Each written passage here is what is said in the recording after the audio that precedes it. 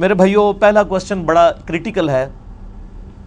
آج 28 ذوالحجہ 1439 ہجری ہے، اور پرسوں انشاءاللہ تعالی 11 ستمبر 2018 کو یکم محرم 1440 ہجری انشاءاللہ شروع ہو جائے گی۔ اسی کانٹیکسٹ میں سوال موصول ہوا ہے۔ علی بھائی السلام علیکم ورحمۃ اللہ۔ وعلیکم السلام ورحمۃ اللہ وبرکاتہ۔ امام حسن ابن علی علیہ السلام سے متعلق 120 شادیوں کے جھوٹے الزام کے جواب میں آپ کا کلپ دیکھا، بہت خوشی ہوئی۔ آپ سے گزارش ہے کہ امام حسن علیہ السلام کے قاتل کا نام اور قتل کی وجوہات بھی ذرا امت کے سامنے لائیں اور حق گوئی کا مظاہرہ فرمائیں، کیونکہ محرم 1440 ہجری کی آمد ہے۔ شکریہ۔ میرے بھائیوں، پہلے تو میں جواباً عرض کروں اس سوال کے جواب میں کہ الحمدللہ اس پلیٹ فارم سے حق گوئی کا جس طریقے سے مظاہرہ ہو رہا ہے، اس کی مثال دینا شاید ممکن نہیں ہے، اور اگر آپ کو کوئی مثال ملے تو مجھے ضرور بتائیے گا۔ ویسے علماء جو پروفیشنل ہوتے ہیں مکاتب فکر کے، وہ اپنے مکاتب فکر کے علماء سے بھی جیلسی کا شکار ہوتے ہیں، اور دوسروں سے تو ہوتے ہی ہیں۔ اللہ کے فضل سے مجھے اگر کوئی بتائے گا نا کہ علی بھائی اس طرح کا کام آپ سے بہتر طریقے سے فلاں بندہ کر رہا ہے، تو میرا تو خوشی سے شاید 1 کلو خون ہی بڑھ جائے۔ جیلسی تو ہوگی نہیں، میں کہوں گا شکر ہے یار، ہماری محنت رنگ لائی کہ یہ فرقہ واریت کی لعنت کے خلاف جو ہم نے آواز اٹھائی تھی، اس میں اور لوگ بھی شامل ہوئے، تو جیلسی کا تو سوال ہی نہیں پیدا ہوتا اللہ کے فضل سے۔ حق گوئی الحمدللہ اس پلیٹ فارم سے جو ہے وہ ببانگ دول ہوتی ہے، اور کیوں ہوتی ہے؟ اس لیے کہ نہ میں وابی نہ میں بابی، میں ہوں مسلم علمی کتابی۔ نہ ہم سو کالڈ کوئی علمی بات کرے اسے وہابی کہہ دیتے ہیں، ہم وہابی نہیں ہیں، ہم بابی بھی نہیں، بابوں کے ماننے والے یا بابوں کا دفاع کرنے والے، ہم علمی کتابی بکش مسلم ہیں۔ ایک نان بکش مسلم ہوتے ہیں، ان کو میں کہتا ہوں ٹنی، سن سنا کے سنی، سنی سن ہو گئے ٹن، اور ایک پڑھ پڑھا کے سنی، وہ صحیح سنی ہوتا ہے جو پڑھ پڑھا کے علمی کتابی مسلمان ہو۔ اور سنی ایز اے منہج میں استعمال کر رہا ہوں، ایز اے فرقہ نہیں۔ فرقہ واریت تو اسلام کے اندر حرام ہے۔ میرے بھائیو، یہ ایک تلخ حقیقت ہے کہ اس امت نے امام کائنات سید الاولین والآخرین شفیع المذنبین رحمت للعالمین سیدنا و مولانا امام اعظم محمد رسول اللہ صلی اللہ علیہ وآلہ وسلم کی جو وصیت تھی غدیر خم کے موقع پر، اس کا بالکل خیال نہیں رکھا، اور آپ صلی اللہ علیہ وآلہ وسلم کے پورے خاندان کو سوائے چند لوگوں کے، اور اس میں بھی ٹاپ آف دا لسٹ سیدنا حسن اور حسین علیہم السلام کو مظلومانہ طریقے سے قتل کیا۔ اور اس کی مثال انسانی تاریخ میں نہیں ملتی کہ امت جو ماننے والی امت ہے، انہوں نے خود اپنے پیغمبر کے ماننے والوں کو، ان کی اولاد کو اس طریقے سے ذبح کیا ہو، والعیاذ باللہ تعالی۔ وہ جو ماہر القادری صاحب کا شعر بھی ہے، ان کے ہاتھوں سے لٹی باغ رسالت کی بہار، جو نمازوں میں پڑھتے رہے صدا صلی علی، یعنی نمازوں میں وہ پڑھتے تھے اللہم صلی علی محمد وعلی آل محمد، لیکن آل محمد کے ساتھ انہوں نے یہ ظلم کیا۔ میرے بھائیوں، صحیح مسلم میں اوپر تلے 4 احادیث ہیں، 4 طرق انٹرنیشنل نمبر کے مطابق۔ مولا علی رضی اللہ تعالیٰ عنہ علیہ السلام کے فضائل والے چیپٹر میں صحیح مسلم میں 6225 سے لے کے 6228 تک کہ آپ صلی اللہ علیہ وآلہ وسلم نے حجۃ الوداع سے واپسی پر اپنی وفات سے 2 مہینے پہلے خم نامی گاؤں میں مکے اور مدینے کے درمیان پڑاؤ کر کے خطبہ دیا 17 ذوالحجہ کو 10 ہجری کے اندر، اور اگلی 11 ہجری میں ربیع الاول کے مہینے میں ہی آپ کی وفات ہوئی۔ تاریخ کنفرم نہیں، لیکن دن سوموار ہے، اور آپ کی گفتگو بڑی کنکلوڈنگ تھی۔ ہم نے وہ اپنے منہج کے اوپر بھی لکھ کے لگائی ہوئی ہے۔ اے لوگو آگاہ ہو جاؤ، میں بھی ایک انسان ہوں، قریب ہے کہ اللہ کا قاصد یعنی موت کا فرشتہ میرے پاس آئے اور میں اس کی دعوت قبول کر لوں۔ میں اپنے بعد تم میں 2 بھاری چیزیں چھوڑ کے جا رہا ہوں، ان میں سے پہلی چیز اللہ کی کتاب ہے۔ تم اللہ کی کتاب کو پکڑو، اپنا تعلق اس کتاب کے ساتھ مضبوط کرو۔ اللہ کی کتاب اللہ کی رسی ہے، جو اسے پکڑے گا وہ ہدایت پر ہوگا، جو اسے چھوڑ دے گا وہ گمراہ ہو جائے گا۔ اور زید ابن ارقم کہتے ہیں پھر نبی علیہ السلام ترغیب دلاتے رہے، اللہ کی کتاب، اللہ کی کتاب، اللہ کی کتاب، لیکن امت نے کتاب کو پس پش ڈال دیا۔ اور پھر فرمایا دوسری بھاری چیز میں چھوڑ کے جا رہا ہوں، وہ میرے اہل بیت ہیں، میں اپنے اہل بیت کے معاملے میں تمہیں اللہ کا خوف دلاتا ہوں، میں اپنے اہل بیت کے معاملے میں تمہیں اللہ کا خوف دلاتا ہوں، میں اپنے اہل بیت کے معاملے میں تمہیں اللہ کا خوف دلاتا ہوں۔ 3 دفعہ امت کو ڈرایا، لیکن امت نے اس معاملے میں بھی نبی علیہ السلام کی وصیت کا پاس نہیں رکھا۔ یعنی آپ کو تو اللہ تعالیٰ نے غیبی خبر دے دی تھی کہ آپ کی امت یہ کرے گی، آپ نے امت کو بتایا کہ اس سسٹم کا حصہ نہ بننا، جو کچھ آل امیہ میری اہل بیت کے ساتھ ظلم کریں گے تم نے اس سسٹم کا حصہ نہیں بننا۔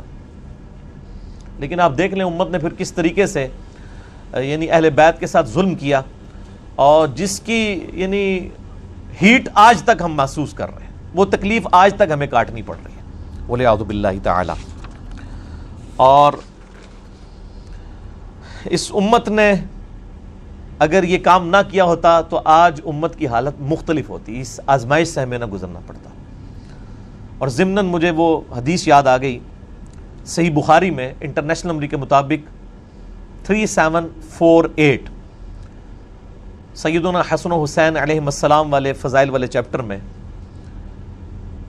کہ سیدنا حسین ابن علی کا سر کاٹ کر ایک تشت میں رکھ کے عبید اللہ ابن زیاد کے سامنے پیش کیا گیا، گورنر کوفہ جو یزید ابن معاویہ کی طرف سے گورنر تھا۔ صحیح بخاری انٹرنیشنل نمبر کے مطابق 3748، اور اس حدیث میں حسین کے ساتھ علیہ السلام لکھا ہے، علیہ السلام امام بخاری نے۔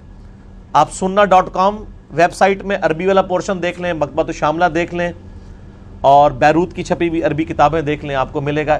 ایون اسلام 360 میں بھی جو عربی والا پورشن ہے اس میں صحیح بخاری 3748 کے ساتھ حسین علیہ السلام آپ کو ملے گا، لیکن مولوی نے بےایمانی کرتے ہوئے اردو ترجمے میں رضی اللہ عنہ کر دیا، تاکہ سنی شیعہ جو ایک درار ڈلی ہے وہ اور بڑھ جائے۔ تو بخاری کے الفاظ ہیں حسین علیہ السلام کا سر مبارک کاٹ کے تشت میں رکھ کے عبید اللہ ابن زیاد کے سامنے پیش کیا گیا، تو وہ چھڑی مار کے ان کے یعنی سر مبارک کے ساتھ، جس میں الفاظ ہیں کہ داڑھی اور سر میں کالا خضاب لگا ہوا تھا وسمہ کا، اور ترمذی میں بھی اس کی ڈیٹیلز موجود ہیں۔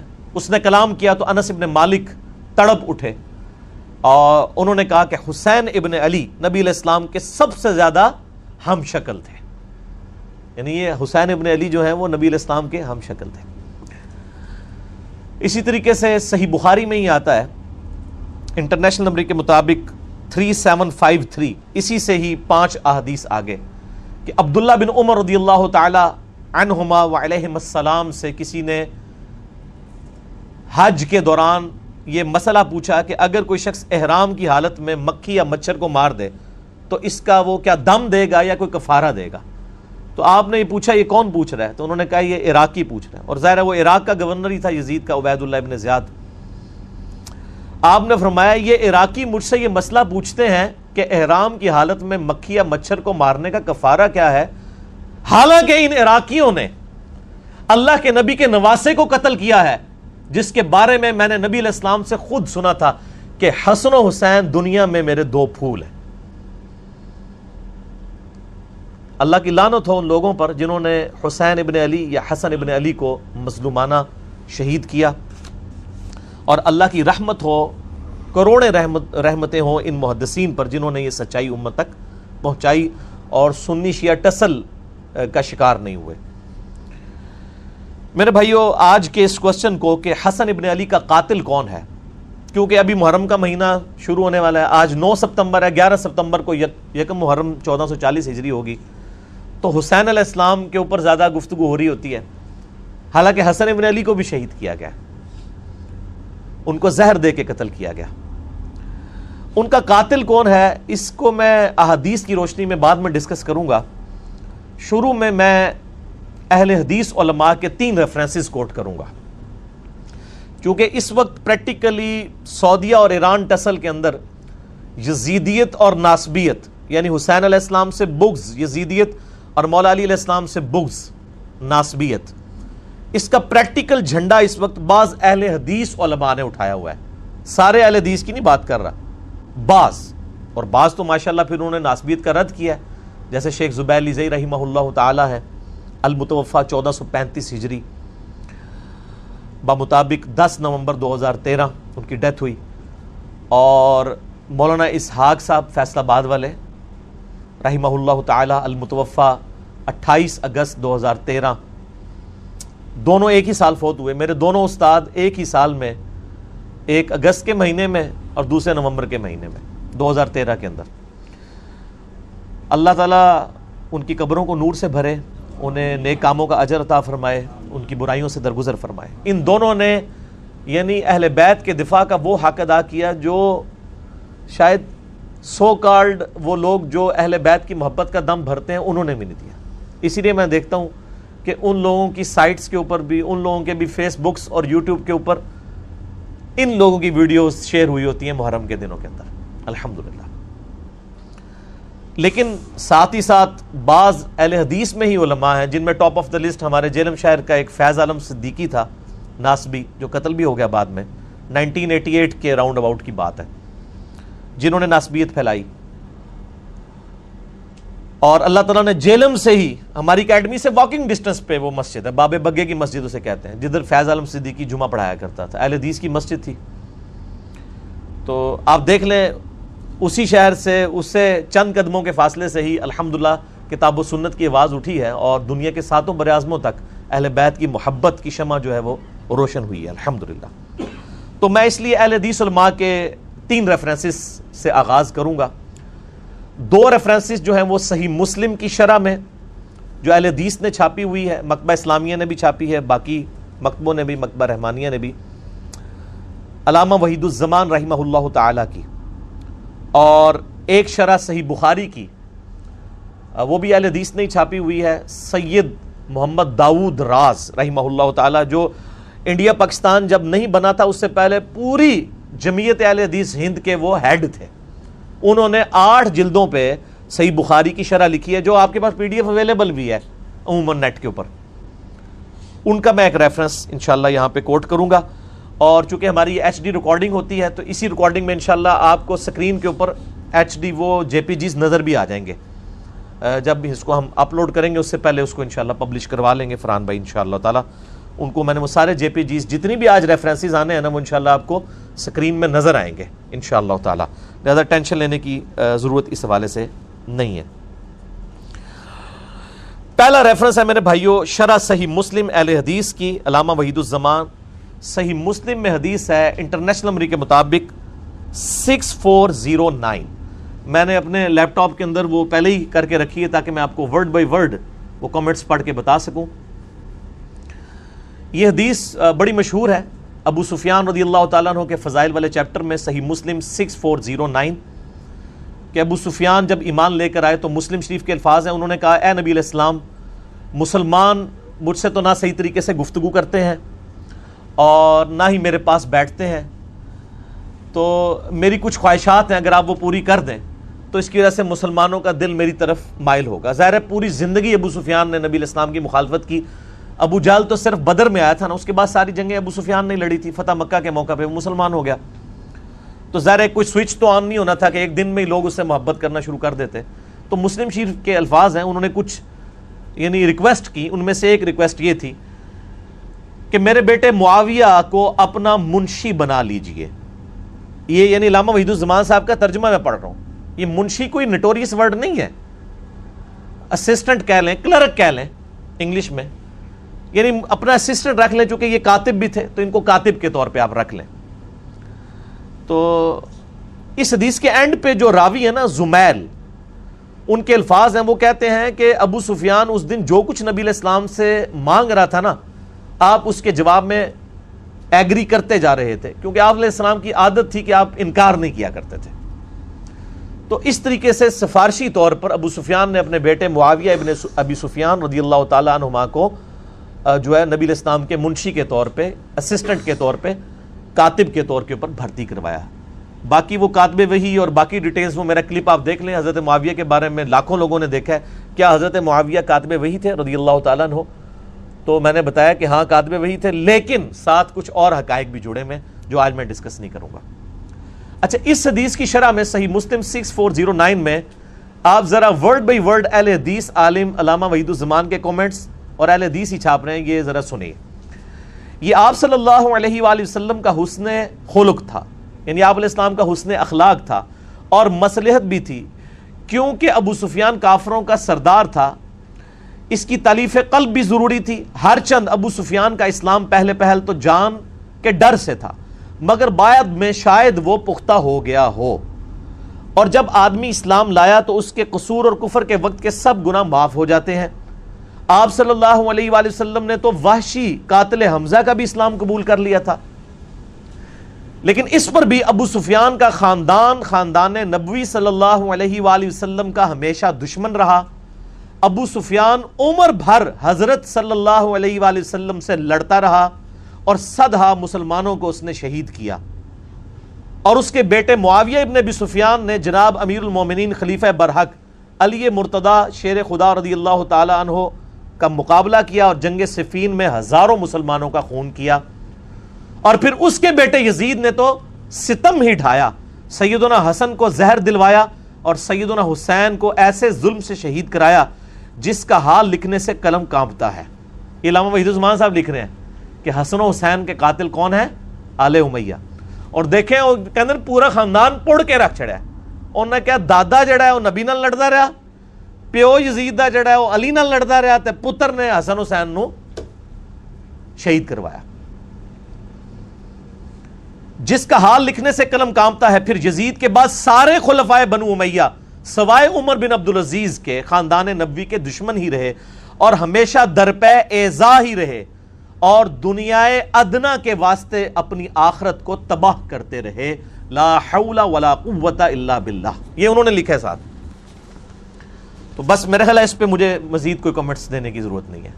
دوسرا ریفرنس بھی علامہ وحید الزمان صاحب کا صحیح مسلم میں ایک حدیث ہے انٹرنیشنل نمبر کے مطابق 5976 اور 5977، اور یہ بخاری میں بھی اس کا کچھ حصہ ہے کہ نبی علیہ السلام نے اپنی وفات سے 1 مہینہ پہلے خطبہ دیا اور فرمایا مجھے یہ ڈر نہیں کہ تم میرے بعد مشرک ہو جاؤ، البتہ مجھے ڈر ہے کہ دنیا کی محبت تم پر غالب آ جائے گی، دنیا کے خزانے تم پر اللہ کی طرف سے کھول دیے جائیں گے، اور پھر تم دنیا کی محبت میں ایک دوسرے کو قتل کرو گے جس طرح اگلی امتوں نے کیا، اور تم بھی تباہ و برباد ہو جاؤ گے جس طرح اگلی امتیں تباہ و برباد ہوئی. اب یہ بڑی سخت حدیث تھی. اس حدیث پہ کامنٹس کر رہے ہیں علامہ وحید الزمان صحیح مسلم انٹرنیشنل نمبر کے مطابق 5976 اور 5977. اس کے فٹ نوٹ پر لکھتے ہیں ورڈ بائی ورڈ، اور دنیا کے واسطے آخرت کا خیال چھوڑ دو گے. مسلمانوں نے حضرت صلی اللہ علیہ وآلہ وسلم کے چند روز بعد ہی یہ ایسے کام شروع کر دیے اور آپس میں پھوٹ کی بنا ڈال دی، یعنی پھوٹ کی بنیاد ڈالی. معاویہ حضرت علی سے لڑے اور یزید نے خاندان نبوت کو تباہ کیا. یہ اہل حدیث عالم. یہ تو جب سے انڈیا اور یہ جو سعودیہ اور ایران کی ٹسل شروع ہوئی ہے نا، تو یہ تھوڑے اہل حدیث اس طرف گئے ہیں، ورنہ پرانے اہل حدیث جتنے بڑے محب اہل بیت ہیں، نہ بریلوی ہیں نہ دیوبندی ہیں. اور حجاج نے عبداللہ ابن زبیر کو شہید کیا اور فتنوں کی تار بند گئی. اس روز سے آج تک مسلمانوں کا وہی حال ہے کہ کسی ایک خلیفہ پر سب اکٹھے نہیں ہو سکے. آخر کافر موقع پا کر ان پر غالب ہوئے اور ان کی قوت کو خاک میں ملا دیا. والعیاذ باللہ تعالی.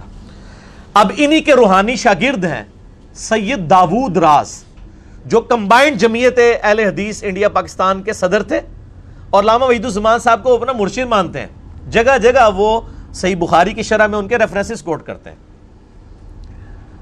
انہوں نے صحیح بخاری کی شرح جو 8 جلدوں میں موجود ہے، اس میں بخاری کی شرح میں 4359 نمبر حدیث ہے بخاری کی.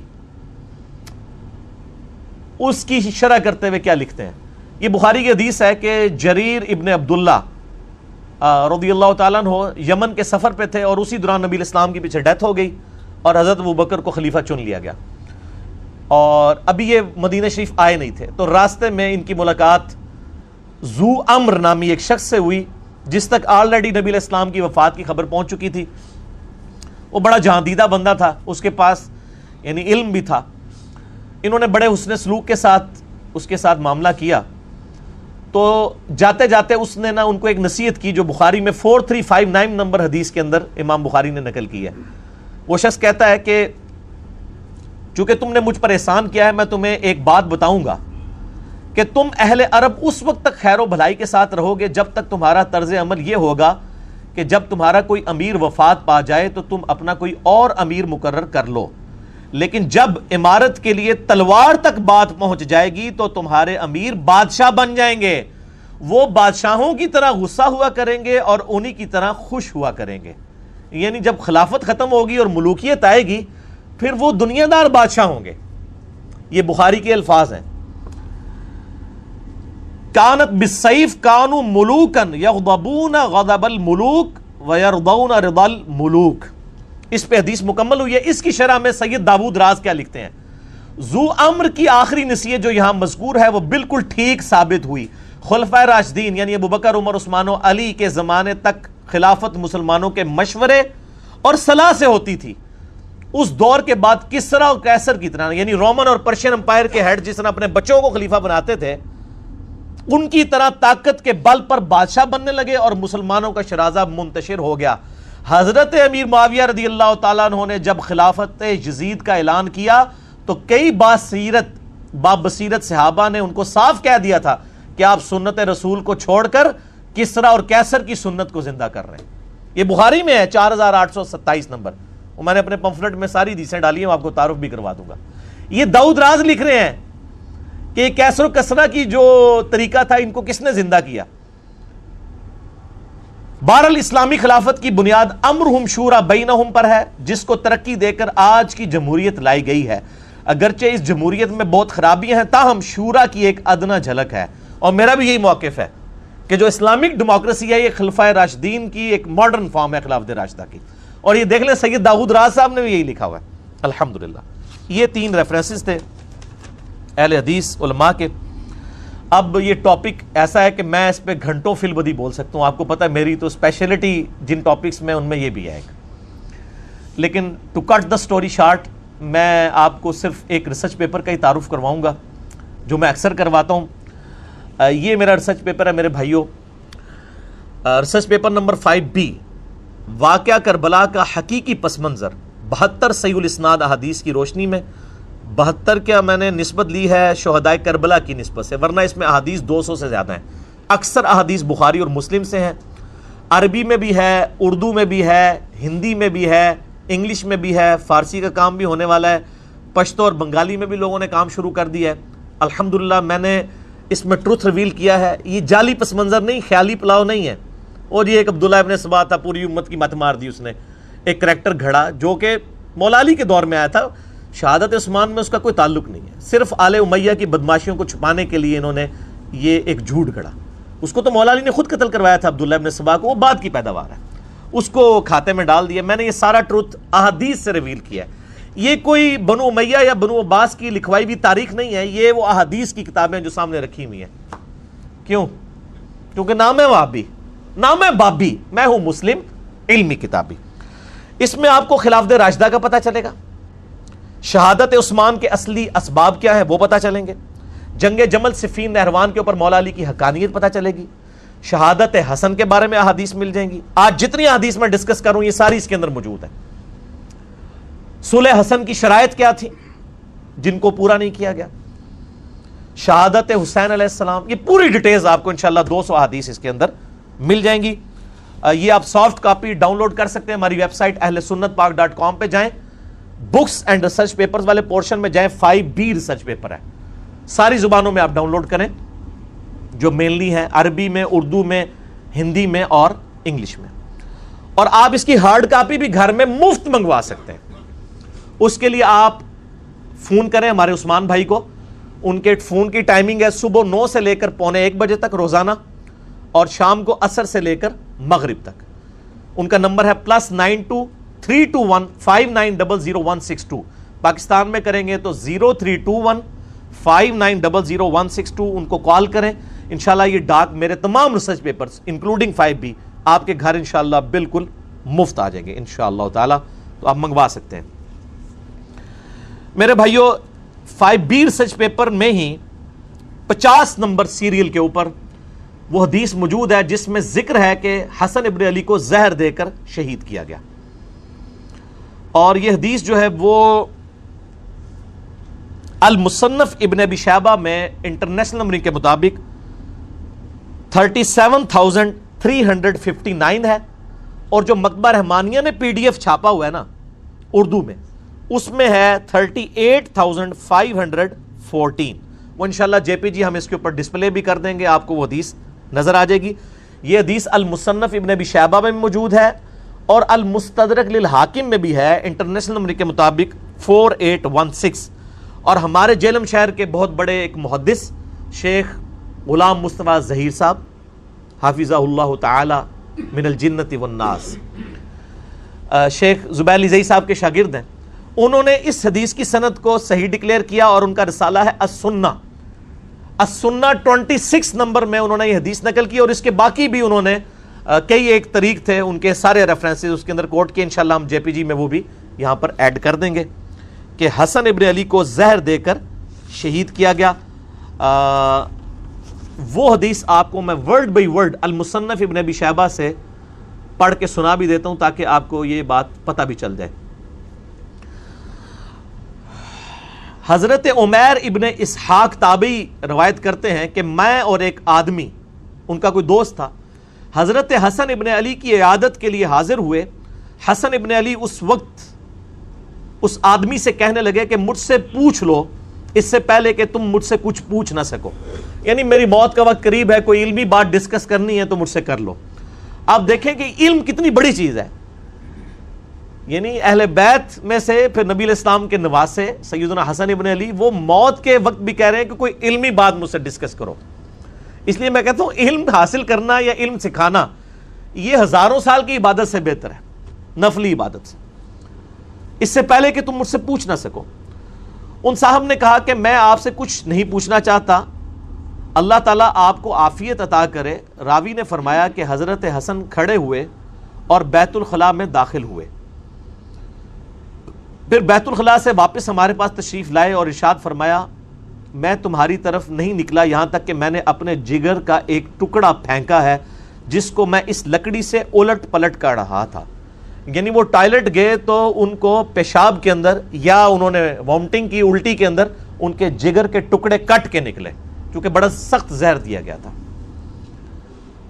مجھے کئی مرتبہ زہر پلایا گیا لیکن اس مرتبہ زیادہ سخت، اس سے زیادہ سخت چیز کوئی اور نہیں تھی، یعنی اس دفعہ جو مجھے زہر دیا گیا وہ بہت سخت تھا جس کی وجہ سے میرا جگر کٹ کے باہر نکلا۔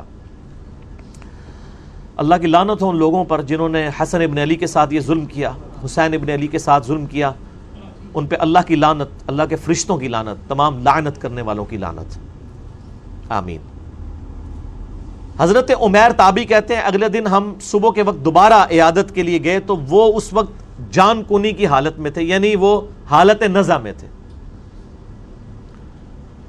عمیر کہتے ہیں کہ حضرت حسین علیہ السلام ان کے پاس آئے، ان کے سر کے پاس بیٹھ گئے، یعنی حسن ابن علی نزع کے عالم میں لیٹے ہوئے ہیں اور ان کے چھوٹے بھائی حسین ابن علی وہ ان کے سرہانے آ کے پاس بیٹھ گئے اور فرمایا اے بھائی جان آپ کو زہر دینے والا کون ہے؟ تو حضرت حسن ابن علی نے فرمایا کیا تم اسے قتل کرنا چاہتے ہو؟ تو انہوں نے فرمایا جی ہاں۔ تو حضرت حسن نے فرمایا اگر وہ وہی ہے جس کے بارے میں میرا گمان ہے تو اللہ تعالیٰ اسے سخت سزا دینے والا ہے، اور اگر وہ بری ہے تو میں یہ پسند نہیں کرتا کہ ایک بری آدمی میری وجہ سے قتل کر دیا جائے۔ یعنی انہوں نے کہا مجھے اسیسمنٹ تو ہے کہ مجھے قتل کرنے کے لیے زہر کس نے دیا ہے، لیکن چونکہ حضرت حسن کو علم غیب تو کوئی نہیں تھا نا، یہ تو آپ کے بزرگ بابوں کے بارے میں دعوے ہیں نا، تو انہوں نے کہا اگر تو میری یہ اسیسمنٹ درست ہے تو تمہیں بدلہ لینے کی ضرورت نہیں، اللہ تعالیٰ انتقام لینے والا ہے، اور اگر میری اسیسمنٹ غلط نکلی اور تم نے بدلہ لیا تو ایک مظلوم آدمی کو تم قتل کر دو گے۔ آپ دیکھ لیں موت کے نزع کے عالم میں بھی انصاف کا دامن اہل بیت اپنے ہاتھوں سے نہیں جانے دیتے تھے۔ تو یہ حدیث مصنف ابن ابی شیبہ میں بھی ہے، اردو میں بھی ترجمہ آ چکا ہے، PDF انشاءاللہ ہم اٹیچ کر دیں گے۔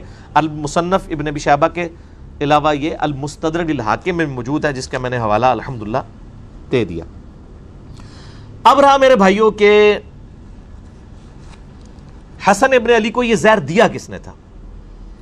اس حوالے سے اہل سنت کی جو مین سٹریم کی تاریخ کی کتابیں ہیں صحابہ کرام کے احوال کے اوپر کتاب لکھی گئی ہے الاستیاب، امام ابن عبد البر، المتوفی 463 ہجری، بڑی مشہور کتاب ہے۔ شام کے اندر وہ بہت بڑے یعنی اہل سنت کے امام گزرے ہیں، محدث ہیں۔ انہوں نے اس طرح کی روایتیں نقل کی ہیں کہ حضرت معاویہ رضی اللہ تعالیٰ عنہ نے حسن ابن علی کو زہر دیا تھا، لیکن سند کے اعتبار سے یہ روایتیں کمزور ہیں۔ اسی طریقے سے طبقات ابن سعد، ان سے بھی پہلے امام محمد ابن سعد المتوفی 230 ہجری، جو امام بخاری امام مسلم کے ہم اثر ہیں، طبقات ابن سعد انہوں نے لکھی ہے، اس میں بھی ملتا ہے کہ معاویہ ابن ابی سفیان اور یزید ابن معاویہ کے بارے میں کہ انہوں نے حسن ابن علی کو زہر دے کر قتل کروایا۔ اس کے علاوہ امام بلازری کی کتاب المتوفی 290 ہجری، انصاب الاشراف، جس سے یہ محرم کے دنوں میں جعلی روایت پیش کر رہے ہوتے ہیں کہ حسین علیہ السلام نے کہا میری 3 شرطیں ہیں، یا تو مجھے یزید کے پاس جانے دو، میں اس کے ہاتھ پہ بیعت کر لیتا ہوں، یا مجھے واپس جانے دو، یا کسی مسلمان سرحد پہ جانے دو۔ کوڑ مارو ہو جڑا کوئی عزم بھی ہوئے کسی نو، وہ کتاب ہی جعلی ہے، وہ اپنے مصنف سے ثابت ہی نہیں ہے۔ اور اگر کوئی ثابت کرنا چاہتا ہے تو سر اسی انصاب الاشراف میں لکھا ہے کہ معاویہ ابن ابی سفیان نے حضرت حسن ابن علی کو قتل کروایا ہے، اور کچھ بھی بہت کچھ لکھا ہوا ہے۔ یزید کے باوجداد کے تابوت دوزخ کے اندر ہے، اور بھی بہت کچھ لکھا ہے۔ میری شیخ زبیر صاحب کے ساتھ جب 1 to 1 اس کے اوپر ڈسکشن ہوئی، ان کا کہ یہ اگر بلازری کی کتاب کو صحیح مانیں گے تو یہ حضرت معاویہ کا پھر ایمان ثابت کرنا ان کے لیے ممکن نہیں رہے گا، تو اس لیے اس کتاب سے ہی جان چھڑائیں۔ تو نہ ہم 3 شرطوں والی بات بھی جعلی، یہ بھی جعلی۔ اس طریقے سے تاریخ دمشق ہے، امام ابن عساکر، علی ابن حسین ابن عساکر، المتوفی 571 ہجری، تاریخ دمشق ان کی مشہور ہے۔ اس میں بھی ملتا ہے کہ حضرت معاویہ نے زہر دیا، لیکن یہ سب کی سب روایتیں کمزور ہیں، تاریخی ہیں، ہم ان کو پیش نہیں کرتے۔ البتہ سنن ابی داؤد میں ایک صحیح سند کے ساتھ حدیث ہے، یہ ابو داؤد پڑھی نہیں ہوئی، پڑھی بھی ہوئی ہے۔ انٹرنیشنل نمبر کے مطابق 4131، وہ حدیث میں ورڈ بائی ورڈ کور کروں گا آج، جس سے آپ کو پتا چلے گا کہ قتل حسن کا بینیفیشری کون ہے۔ جس طرح آج کل لوگ کہتے ہیں نا وہ بے نظیر کے قتل کا بینیفیشری کون ہے، ٹھیک ہے، نام لینے کی ضرورت نہیں ہے۔ اس طرح حسن ابن علی کے قتل کا بینیفیشری کون تھا وہ ابو داؤد نے بتا دیا۔ اور دوسرا ٹروتھ ریویل ہوگا کہ مولا علی علیہ السلام کو ممبروں پر آل امیہ کے دور میں جو لعنت کروائی جاتی تھی، سب و شتم ہوتا تھا، وہ کہتے ہیں سب کا مطلب تنقید ہے، تنقید نہیں ہے۔ صحیح مسلم انٹرنیشنل نمبر کے مطابق 6229 نمبر حدیث ہے، لعن اللہ ابا تراب، ابو تراب پر اللہ کی لعنت، نعوذ باللہ من ذالک، لعنت کرواتے تھے وہ۔ یہ لعنت کیوں کرواتے تھے، یہ بھی ایک کوسچن ہے نا، کس سے ان کو کیا ملتا تھا؟ یہ ٹروتھ بھی آپ کو اس حدیث میں ریویل ہوگا کہ بیسیکلی وہ چاہتے تھے کہ خلافت راشدہ کا ایک بھیانک چہرہ لوگوں کے سامنے آئے، لوگ خلافت کی تلاش میں نہ رہے، ملوکیت کو قائم رکھیں، لہٰذا مولا علی پر لعنت کرواؤ۔ جب مولا علی سے لوگ متنفر ہوں گے، خود بخود ہی کہیں گے کہ یہ ملوکیت کا سسٹم، آل امیہ کا سسٹم بہتر ہے۔ یہ بھی آپ کو اس حدیث میں پتہ چلے گا، اور آپ کو پتہ چلے گا کہ آل امیہ بینیفیشری ہے حسن ابن علی کے قتل کی۔ اب قاتل کون ہے، وہ آج کے زمانے میں بھی میرے بھائی جب CCTV کیمرہ ہے، سب کچھ ہے، یہ اس طریقے سے کوئی اس کی خفیہ ویڈیو تو مطلب نہیں بنا سکتا تھا اس زمانے میں، تو آج کے زمانے میں بھی قاتل تک پہنچنا بہت مشکل ہوتا ہے، تو اس زمانے میں تو بہت مشکل تھا۔ اسی طریقے سے عثمان غنی رضی اللہ تعالیٰ عنہ کے بھی اسپیسیفک تو کوئی نہیں کر سکتا کہ قاتلین کون تھے، ایک اسیسمنٹ ہی ہے۔ یہاں پر بھی یہی معاملہ ہے۔ یہ حدیث ہے ابو داؤد میں 4131 انٹرنیشنل نمبر کے مطابق، اور یہ کم از کم 3 اہل سنت کی مین سٹریم کی کتابوں میں ہے۔ سنن ابی داؤد میں ہے 4131۔ اس حدیث کو شیخ البانی بھی صحیح کہتے ہیں، شیخ زبیر علی زئی صاحب رحمہ اللہ تعالی، جن کا کرائٹیریا صحت کا بڑا سخت تھا، وہ بھی اسے صحیح کہتے ہیں۔ اس حدیث پہ بعض ناسبیوں نے جو اعتراض کیا منکرین حدیث نے، میں انشاءاللہ وہ اینڈ پہ ڈسکس کروں گا، کیونکہ وہ عام بندوں کا ٹاپک نہیں ہے، اس لیے میں اس موضوع کی روانگی کو توڑنا نہیں چاہتا۔ ابو داؤد میں 4131، مسند احمد میں ہے 17228 عربی والے میں، مکتبۃ شاملہ میں، اور جو اردو PDF ہے مکتبہ رحمانیہ کا، اس میں ہے 17321۔ یہ سارے JPGs انشاءاللہ ہم ساتھ اٹیچ کر دیں گے۔ اور تیسری کتاب ہے المعجم الکبیر طبرانی، اس میں امام حسن علیہ السلام کے چیپٹر میں انٹرنیشنل نمبر کے مطابق 2628 ہے, اور مقدام بن مادی کرب والے چیپٹر میں 636 نمبر ہے. 2 دفعہ امام طبرانی اس حدیث کو لے کے ہیں, المتوفا 360 ہجری. تو یہ حدیث الحمدللہ سونے کی مہر درست ہے, اور یہ اتنی کرٹیکل حدیث تھی کہ یہ میرے جو 5B ریسرچ پیپر میں صرف یہ واحد حدیث ہے جو میں نے 2 نمبرنگ پہ ریپیٹ کی ہے, سیریل نمبر 31 پہ بھی اور سیریل نمبر 51 کے اوپر بھی, اور ایک ایک نمبرنگ پہ کئی حدیث ہیں. اس میں مثلا جو 33 نمبر ہے غدیر خم کے میں نے 8 طرق جمع کیے ہیں. ویسے تو غدیر خم پہ لاکھوں لوگ میرا کلپ دیکھ چکے ہیں یوٹیوب پہ, جو میں نے کور کیے ہیں وہ آپ دیکھ سکتے ہیں. تو ایک ایک نمبر پہ کئی احادیث ہیں, اس لیے 200 سے زیادہ روایتیں ہیں. تو اس ریسرچ پیپر میں یہ روایت 4131 موجود ہے انٹرنیشنل نمبر کے مطابق. وہ میں آپ کو اہل حدیث کا جو ترجمہ ہے نا جی, ورڈ بائی ورڈ پڑھ کے سناتا ہوں. دارالاسلام پبلیکیشن دنیا میں سب سے بڑا اہل حدیث کا, اہل سنت کا یعنی کتابیں چھاپنے والا جو ہے وہ ادارہ ہے. یہ دارالاسلام کی عربی پبلیکیشن سامنے رکھی ہوئی ہیں, یہ پڑھی ہوئی نہیں پڑھی ہوئی بھی ہیں, یہ علمی کتابی باتیں ہو رہی ہیں نا. تو اسی میں جو ابو داؤد رکھی ہے نا, اس میں ورڈ بائی ورڈ میں آپ کو دارالاسلام نے جو اردو ترجمے کے ساتھ شیخ زبیر صاحب کی تحقیم کے ساتھ چھاپی ہے, 4131 سنن ابی داؤد, ورڈ بائی ورڈ اس حدیث کو سنیں. خالد بن معدان تابعی کہتے ہیں کہ مقدام بن مادی کرب صحابی ہیں, بڑے مشہور صحابی ہیں یہ. انہی سے وہ ابو داؤد میں حدیث ہے کہ مجھے اللہ نے قرآن اور اس کی مثل یعنی سنت عطا فرمائی.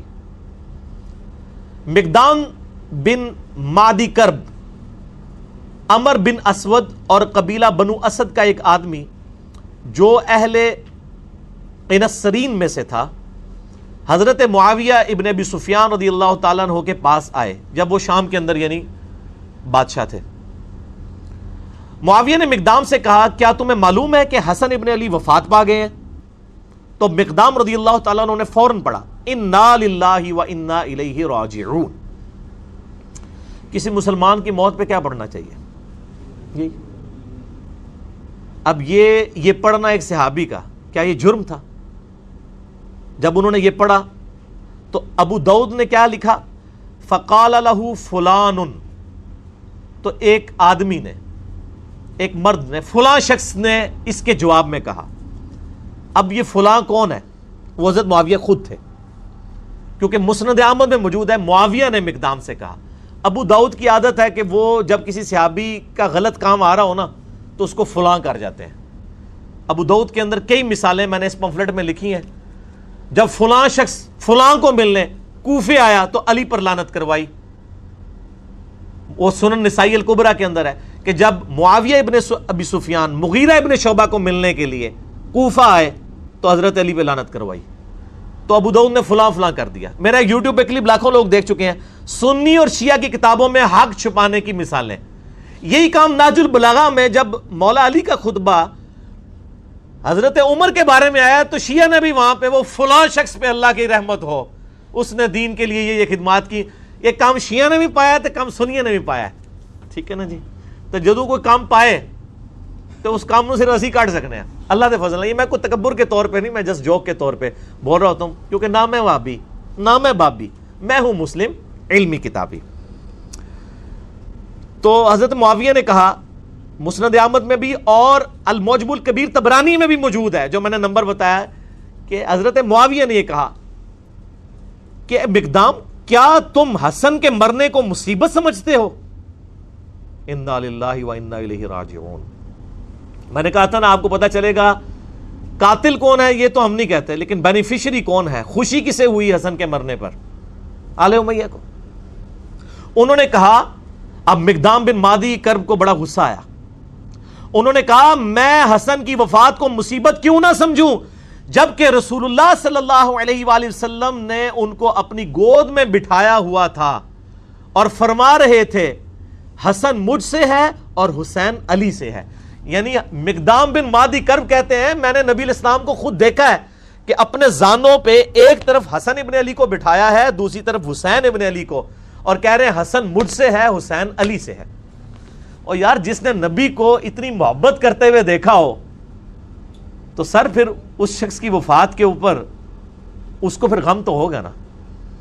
تو وہ حضرت معاویہ کو جواب دے رہے ہیں کہ میں کیوں نہ مصیبت سمجھوں جب نبی علیہ السلام اتنی محبت ان سے کرتے تھے. اور بخاری کے تو الفاظ میں نے بتایا نا ابن عمر کے, صحیح بخاری 3753, حسن و حسین دنیا میں میرے 2 پھول ہیں. ٹھیک ہو گیا. ہائے ہائے ہائے. اب وہ جو اسدی شخص مقدام بن مادی کرب کے ساتھ گیا ہوا تھا نا حضرت معاویہ کو ملنے ہوئے, آپ کو پتہ ہے شاہ سے زیادہ شاہ کے وفادار ہوتے ہیں چمچے. وہ چمچا تھا. اس نے دیکھا کہ جب معاویہ ہی توہین کر رہے ہیں حضرت حسن ابن علی کی, یہ بات کہہ کے کہ حسن کا مرنا کوئی مصیبت ہے, انہوں نے کہا میں بھی بیچ اپنا تھوڑا لچ تال دیا. تو اس نے کہا فقال الاسدی جمرۃ اطفأ اللہ, حسن تو ایک آگ کا کوئلہ تھا جسے اللہ نے بجھا دیا. انا للہ و انا الیہ راجعون. اللہ کی لعنت ہو ایسے لوگوں پر جو اہل بیت کے ساتھ بغض رکھنے والے تھے. صحیح مسلم میں حدیث ہے, علی سے محبت نہیں رکھے گا مگر مومن, علی سے بغض نہیں رکھے گا مگر منافق. صحیح مسلم 240. اور یہ آپ دیکھ لیں سیدنا علی کی اولاد کے ساتھ غدیر خم پہ جو نبی علیہ السلام نے کہا تھا میں اہل بیت کے معاملے میں تمہیں اللہ کا خوف دلاتا ہوں, 6225 سے 6228 تک صحیح مسلم میں, وہ اہل بیت سے مراد مولا علی اور ان کی اولاد لی تھی. کیونکہ سن نسائی الکبریٰ میں مسند احمد میں آگے الفاظ ہے غدیر خم کی حدیث کے کہ مولا علی کا ہاتھ پکڑ کے نبی علیہ السلام نے صحابہ کے دوران یعنی غدیر خم پہ بلند کر کے کہا من کنت مولا فہذا علی مولا, جس کا مولا میں اس کا مولا علی, جس کا جگری یار میں اس کا جگری یار علی, جس کا آقا میں اس کا آقا علی. اور پھر کہا اے اللہ علی جو علی سے محبت رکھے تو بھی اس سے محبت رکھ, جو علی سے بغض رکھے تو بھی اس سے بغض رکھ. کیونکہ علی کی اولاد نہیں ذبح ہونا تھا نا. یہاں پہ بھی آپ دیکھ لیں وہ اسدی کہتا ہے کہ حسن تو آگ کا ایک انگارہ تھا, ایک کوئلہ تھا داغتا ہوا جس کو اللہ نے بجھا دیا. یہ اس جملے کے اندر پوری قیامت ہے. آپ استغفر اللہ پڑھ رہے ہیں نا, اس ایک جملے کو اگر کھولیں نا تو میں گھنٹوں بول سکتا ہوں. یہ کسی کے لیے یہ جملہ کیوں بولا جاتا ہے کہ فلاں شخص دہتا ہوا انگارہ ہے. پرانے زمانے میں جب آپ نے آگ روشن کرنی ہوتی تھی تو دوسرے گھروں سے آپ کوئلہ لے کے آتے تھے. کوئلے کے اندر ہلکی سی آگ چل رہی ہوتی ہے, وہ آگ لا کے جب آپ لکڑیوں میں رکھتے ہیں تو لکڑیاں بھڑک اٹھتی ہیں. یہ لکڑیوں کو بھڑکانے والی چیز جو ہوتی ہے وہ ہوتا ہے دہتا ہوا کوئلہ. حسن کو اس نے دہتا ہوا کوئلہ کیوں کہا؟ چونکہ حضرت معاویہ نے صلح کی بھی تھی حسن ابن علی کے ساتھ کچھ شرائط کے اوپر. ان شرائط میں سے صرف ایک ہی شرط پوری کی تھی کہ جو مال غنیمت جو قرآن حکیم میں سورۃ الانفال میں آیا کہ اہل بیت کو 5واں حصہ ملے گا بیت المال میں سے, چونکہ ان پہ زکات نہیں لگتی, وہ دیتے تھے. باقی جو 4 شرائط تھیں, نمبر 1 حضرت معاویہ رضی اللہ تعالیٰ عنہ خلفائے راشدین کے طریقے کے مطابق حکومت چلائیں گے, کوئی نہیں پوری کی. نمبر 2 حضرت علی کے ساتھیوں نے جو ہتھیار ڈال دیے ہیں صلح حسن کے بعد وہ ان کے ساتھ ظلم و ستم نہیں ہوگا. آپ یہ میرا پمفلٹ پڑھیں, میں آج اس ڈیٹیل میں نہیں جانا چاہتا, وہ سب کچھ موجود ہے ان کے ساتھ کیا کچھ ہوا, بخاری مسلم سے میں نے ثابت کیا. نمبر 3 ممبروں کے اوپر جو سب و شتم کا سلسلہ جاری ہے حسن ابن علی کے والد علی ابن ابی طالب پہ, وہ ختم کروایا جائے. وہ چلتا رہا. صحیح مسلم میں ہے 6229 نمبر حدیث, مولا علی پہ لعنت کے الفاظ کے ساتھ لعنت کی جاتی تھی آل مروان کی طرف سے. اسی طریقے سے حضرت معاویہ اپنے بعد امت کو شورا پہ چھوڑیں گے, اپنے بیٹے کو نامزد نہیں کریں گے. لیکن وہ بھی آپ بخاری اٹھا کے 4827 نمبر حدیث 4827 دیکھ لیں, صحابہ نے مخالفت کی, انہوں نے زبردستی کیا. ٹھیک ہے, تو کوئی ایک شرط بھی نہیں مانی سوائے ایک مال غنیمت والا معاملہ. تو یہ سارے شرائط تھیں. اب یہ شرائط جب کوئی بندہ پورا نہ کر رہا ہو تو جس سے صلح ہوئی ہو اس سے ڈر تو لگا رہتا ہے نا کہ کہیں یہ بھی اپنا صبر کا پیمانہ اس کا لبریز ہو اور یہ دوبارہ سے خلافت کے لیے کوئی تحریک اٹھا دے. جو جب تحریک اٹھائے گا تو تحریک اٹھانے والا جو شخص ہے وہ ایک دہتا ہوا کولا ہوگا جس سے آگ بھڑک سکتی ہے, خلافت راشدہ دوبارہ سے چڑھ سکتی ہے. اب آپ کو اس جملے کی گہرائی پتہ چلی. حسن ایک دہتا ہوا کولا تھا جسے اللہ نے بجھا دیا. انہوں نے کہا شکر ہے ختم ہوا ہے, انہوں سے اپنی مرضی نہ لے کام ٹور کے رکھیں گے. سمجھ آئیے آپ کو؟ اب یہ جب گفتگو ہو رہی ہو کسی صحابی کے سامنے, یہ کسی وہابی کے آگے نہیں ہو رہی تھی, یہ صحابی کے آگے بات ہو رہی تھی, نہ کسی بابی کے آگے ہو رہی تھی. بابی بابوں کا دفاع کرتے ہیں، وہابی اپنے وہ بادشاہوں کا دفاع کرتے ہیں۔ یہ صحابی تھا مقدام بن مادی کرب، اس نے کہا کہ پہلے معاویہ نے یہ بات کی رضی اللہ تعالیٰ عنہ کہ حسن کا مرنا کوئی مصیبت ہے، اب اس کے چمچے نے آگے سے یہ بات کر دی ہے کہ حسن تو ایک آگ کا انگارہ تھا، اسے بجھا دیا اللہ نے۔ ہائے ہائے ہائے ہائے۔ اب مقدام فقال المقدام، مقدام نے کہا اما انا، انہوں نے کہا معاویہ جت تک میرا تعلق ہے نا، فلا ابرح اليوم، آج میں اس وقت تک یہاں سے تیرے دربار سے نہیں اٹھوں گا، حتی اغیظک، یہاں تک کہ میں تجھے غصہ نہ دلاؤں۔ یعنی تو نے مجھے تکلیف دی ہے نا حضرت حسن ابن علی کے بارے میں کامنٹس کر کے نیگیٹو، میں تجھے ایسی باتیں کروں گا کہ تجھے غصہ دلاؤں۔ وَأُسْمِعَكَ مَا تَكْرَهُ، اور میں تجھے ایسی باتیں سناؤں گا تجھے بری لگیں گی۔ جب کسی کی حقیقت اسے کھول کے بیان کی جائے نا تو بڑے سے بڑے صبر کرنے والے شخص کو بھی بری لگتی ہے۔ پھر کہا اے معاویہ اگر میں سچ کہوں تو میری تصدیق کر دینا، اور اگر میں غلط کہوں تو تردید کر دینا۔ معاویہ نے کہا ایسا ہی کروں گا۔ مقدام نے کہا میں تمہیں اللہ کی قسم دے کر کہتا ہوں، کیا تم جانتے ہو کہ رسول اللہ صلی اللہ علیہ وآلہ وسلم نے سونا پہننے سے منع فرمایا ہے؟ حضرت معاویہ نے کہا ہاں ہمیں بھی پتا ہے مرد کے لیے سونا حرام ہے۔ مقدام نے پھر کہا معاویہ تمہیں اللہ کی قسم دے کر کہتا ہوں، کیا تمہیں خبر ہے کہ رسول اللہ صلی اللہ علیہ وسلم نے مرد کے لیے ریشم پہننے سے روکا ہے؟ انہوں نے کہا ہاں۔ حضرت مقدام نے کہا میں تمہیں اللہ کی قسم دے کر تیسری بات پوچھتا ہوں، کیا تم جانتے ہو کہ رسول اللہ صلی اللہ علیہ وآلہ وسلم نے درندوں کی کھالیں پہننے اور درندوں پر سواری کرنے، یعنی شیر کی کھال پہننا یہ تکبر کی علامت ہے، اس سے منع فرمایا؟ حضرت معاویہ نے کہا ہاں۔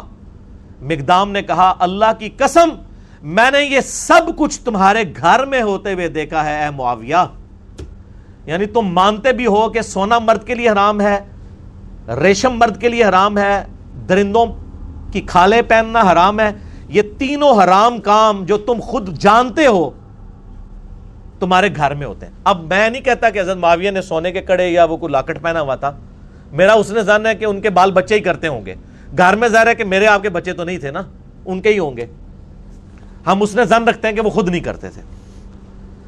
اب یہ بات کرنے کے بعد تو آپ تو کہتے ہیں جی امام حنیفہ کا قول دکھاتے ہیں، آگے حدیث دکھاتے ہیں، لوگ کو رجوع ہی نہیں کرتے، کہتے ہیں حدیث کو ہم نے چھوڑنا ہے۔ اب یہاں پہ نبی علیہ السلام کی حدیث ان کو پتہ ہے، حضرت معاویہ سے کہا جا رہا ہے کہ آپ توبہ کریں۔ اب کیا ہوا؟ مقدام نے کہا اللہ کی قسم یہ سب کچھ آپ کے گھر میں ہوتا ہے اے معاویہ۔ اس پر معاویہ نے کہا اے مقدام مجھے معلوم تھا کہ میں تجھ سے ہرگز بچ نہیں سکوں گا، یعنی میری کمزوریاں تجھے پتہ ہیں۔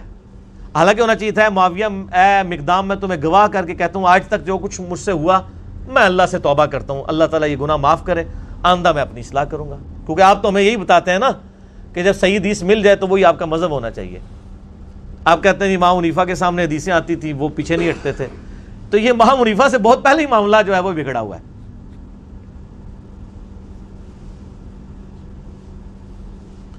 مجھے پتا تھا میں گلے ہی نہیں تیرے کو جیت سکتا، اے منو بھی کہہ رہے ہوندے نے او علی دی زبان بڑی لمبی ہے، او زبان نہیں لمبی، سچ ہوتا ہی اتنا طاقتور ہے کہ اس سے آپ جیت ہی نہیں سکتے۔ یہ تواڈے بزرگ بابے بھی یہی کہتے سن کہ میں گلے ہی تواڈے کو نہیں جیت سکتا، انشاءاللہ تسی بھی نہیں جیت سکو گے کیونکہ بات ہی سچی ہے۔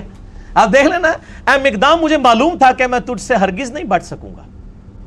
خالد بن معدان نے بیان کیا کہ پھر حضرت معاویہ رضی اللہ تعالیٰ نے مقدام کے لیے اس قدر انعام کا حکم دیا، انہوں نے کہا جی بیت المال میں سے لا کے ذرا مال دو۔ بادشاہ آپ کو پتا ہے نا وہ جب کسی کو خوش کرنا چاہتے تھے تو مال دیتے تھے، تو مقدام بن مادی کرب کو انہوں نے کہا اس کو انعام دو اور ان کے دوسرے ساتھیوں کو بھی دو۔ چنانچہ حضرت مقدام کو جب مال دیا گیا تو انہوں نے اپنے ساتھیوں میں وہیں تقسیم کر دیا۔ حضرت معاویہ نے گفٹ دیا، انہوں نے تحفہ سنت کے مطابق قبول کر لیا، لیکن وہ آج کل مولوی علی سنت نہیں سی کہ لے کے بوجھ پا لیندے۔ نبی علیہ السلام کو بھی جو گفٹ آتے تھے آپ قبول کرتے تھے، صحابہ میں ہی بانٹ دیتے تھے۔ تو مقدام بن مادی کرب کو جتنی رقم حضرت معاویہ نے اس وقت دی بیت المال میں سے، انہوں نے لے کے ادھر ہی غریبوں میں تقسیم کر دی۔ سچا بندہ جو ہے اس کو کسی کی پرواہ نہیں ہوتی ہے، وہ بینیفیشری نہیں ہوتا کسی کا، اس کی روٹی روزی دین کے ساتھ نہیں جڑی ہوتی۔ چنانچہ مقدام نے اپنے ساتھیوں میں سے تقسیم کر دیا، مگر اس اسدی نے جو کچھ وصول کیا وہ کسی کو کچھ نہ دیا. اور جنہیں کیا سی نا حسن آگ کا انگارہ ہے، اس کا کریکٹر بھی نقل کر دیا امام ابو داؤد نے. اس نے کسی کو کوئی چیز نہیں دی. ٹھیک ہو گیا، وہ ظاہر ہو گیا ہی مال لینڈ سی. بعد میں جب حضرت معاویہ کو یہ خبر پہنچی کہ مقدام نے سب کچھ اللہ کی راہ میں خیرات کر دیا، تو حضرت معاویہ نے کہا مقدام کھلے ہاتھ کے سخی آدمی ہیں اور اسدی اپنے مال کی خوب حفاظت کرنے والا ہے. یعنی حضرت معاویہ کو جب بتایا گیا نا کہ انہوں نے باہر نکلتے ہی آپ کے لوگوں میں ہی مال تقسیم کر دیا ہے، تو حضرت معاویہ نے بھی تعریف کی حضرت مقدام بن مادی کرب کی. ان کو گستاخ صحابہ اور رافضی نہیں کہا مقدام کو. ان کا یار گل تو صحیح کی تھی انہیں. تو اسی بھی مان جاؤ میں گلا صحیح کرنا بھائی، ناراض نہ ہویا کرو. اچھا اس کی شرح جو ہے دارالاسلام نے لکھی ہے بھائی، میں نے نہیں لکھی. اور دارالاسلام میں بھی شیخ زبیر صاحب نے نہیں لکھی ہے. شیخ زبیر صاحب نے صرف حدیثوں پہ صحت کا حکم لگایا، جو شرح ہے وہ دوسرے علماء نے لکھی ہے. اور صلاح الدین یوسف صاحب نے بھی اس کے اوپر یعنی کہ تقریض لگائی ہوئی ہے. اس کی شرح میں لکھتے ہیں، اب دیکھیں دارالاسلام ورڈ بائی ورڈ آپ شرح سنیں. صحابہ کرام حق بات کہنے میں بڑے جری تھے. حضرت مقدام رضی اللہ تعالیٰ عنہ کو حضرت معاویہ رضی اللہ تعالیٰ عنہ کی عمارت سے کوئی خوف نہ آیا اور بے دھڑک حق بات کہہ دی. چلو جی شکر ہے. اے علی بھائی نے نہیں کہا گیا لکھو، دارالاسلام نے کئی سال پہلے یہ شرح کی ہوئی ہے. اس مکالمے کے شروع میں جو آیا کہ ایک آدمی نے کہا کہ حسن کے مرنے کو تم مصیبت سمجھتے ہو، اس کے قائل شاید حضرت معاویہ ہی ہوں جس سے ادبن مبہم رکھا گیا ہے. اے دیکھو وہ شرح کرنے والا مان رہا ہے کہ یہ جو ہے نا ایک بندے نے کہا کہ معاویہ کا مرنا کو مصیبت ہے، تو یہ حضرت معاویہ نے اصل میں کہا تھا، امام ابو داؤد نے ادب کے طور پر فلاں لکھ دیا. آگے بریکٹ میں لکھا ہے اون المعبود. اون المعبود اہل حدیث عالم کی وہ شرح ہے ابو داؤد کی جو پوری دنیا میں مدرسوں میں پڑھائی جاتی، عربی میں لکھی ہوئی. یہ شاید نہیں سرکار دارالاسلام والے ہو، یہ شاید کٹو، یہ یقیناً ہے، کیونکہ اس کا جو طریق المعجم الکبیر طبرانی میں ہے اور مسند احمد میں ہے، اس میں الفاظ ہیں کہ معاویہ رضی اللہ تعالیٰ عنہ نے کہا کہ حسن کے مرنے کو کیا تم مصیبت سمجھتے ہو. اس کے بعد پھر وہ لکھتے ہیں بنو امیہ اور اہل بیت کے خاندانوں میں سیاسی امور میں ان کے خاص رجحانات تھے. یہ تاریخ اسلام کا انتہائی پریشان کن دور تھا جو گزر گیا. وہ کہتے ہیں گزر گیا، مٹی پاؤ چھاڑ دو. اب ہم تمام صحابہ کرام کے لیے دعا گو ہیں، تو سر پھر آپ ان کے لیے بھی دعا گو ہوں جو 8 صحابہ کے اوپر لعنت کر رہے ہیں، کیونکہ یہ انہی کی اولاد ہے آل امیہ کی. ان کو پھر آپ کس منہ سے سمجھائیں گے؟ صرف ان کو میں سمجھا سکتا ہوں، انجینئر محمد علی مرزا، جو آل امیہ کے کاموں کو بھی غلط کہتا ہے اور آج رافضیوں کی لعنت کرنے کو بھی غلط کہتا ہے. آپ تو 2 نمبر لوگ ہیں، آپ کے تو دوہرے معیار ہیں، آپ کسی کو سمجھا سکتے ہیں. وہ کہتا ہے چھوڑ دو. اب ہم تمام صحابہ کرام کے لیے، تمام صحابہ کرام نہیں یار، 3-4 بندوں کا مسئلہ ہے. صحابہ کرام اتنے زیادہ نہیں ہیں. حضرت معاویہ رضی اللہ تعالیٰ عنہ، مغیرہ ابن شعبہ رضی اللہ تعالیٰ عنہ، عمر ابن عاص رضی اللہ تعالیٰ عنہ، اور بسر بن ابی ارطا رضی اللہ تعالیٰ عنہم اجمعین. ہم ان کے لیے دعائیں خیر کرتے ہیں لیکن ان کا جھوٹا دفاع بھی نہیں کرتے. ان کے لیے دعا گو ہوں اور کسی کے متعلق اپنے دل میں کوئی بغض نہ رکھیں.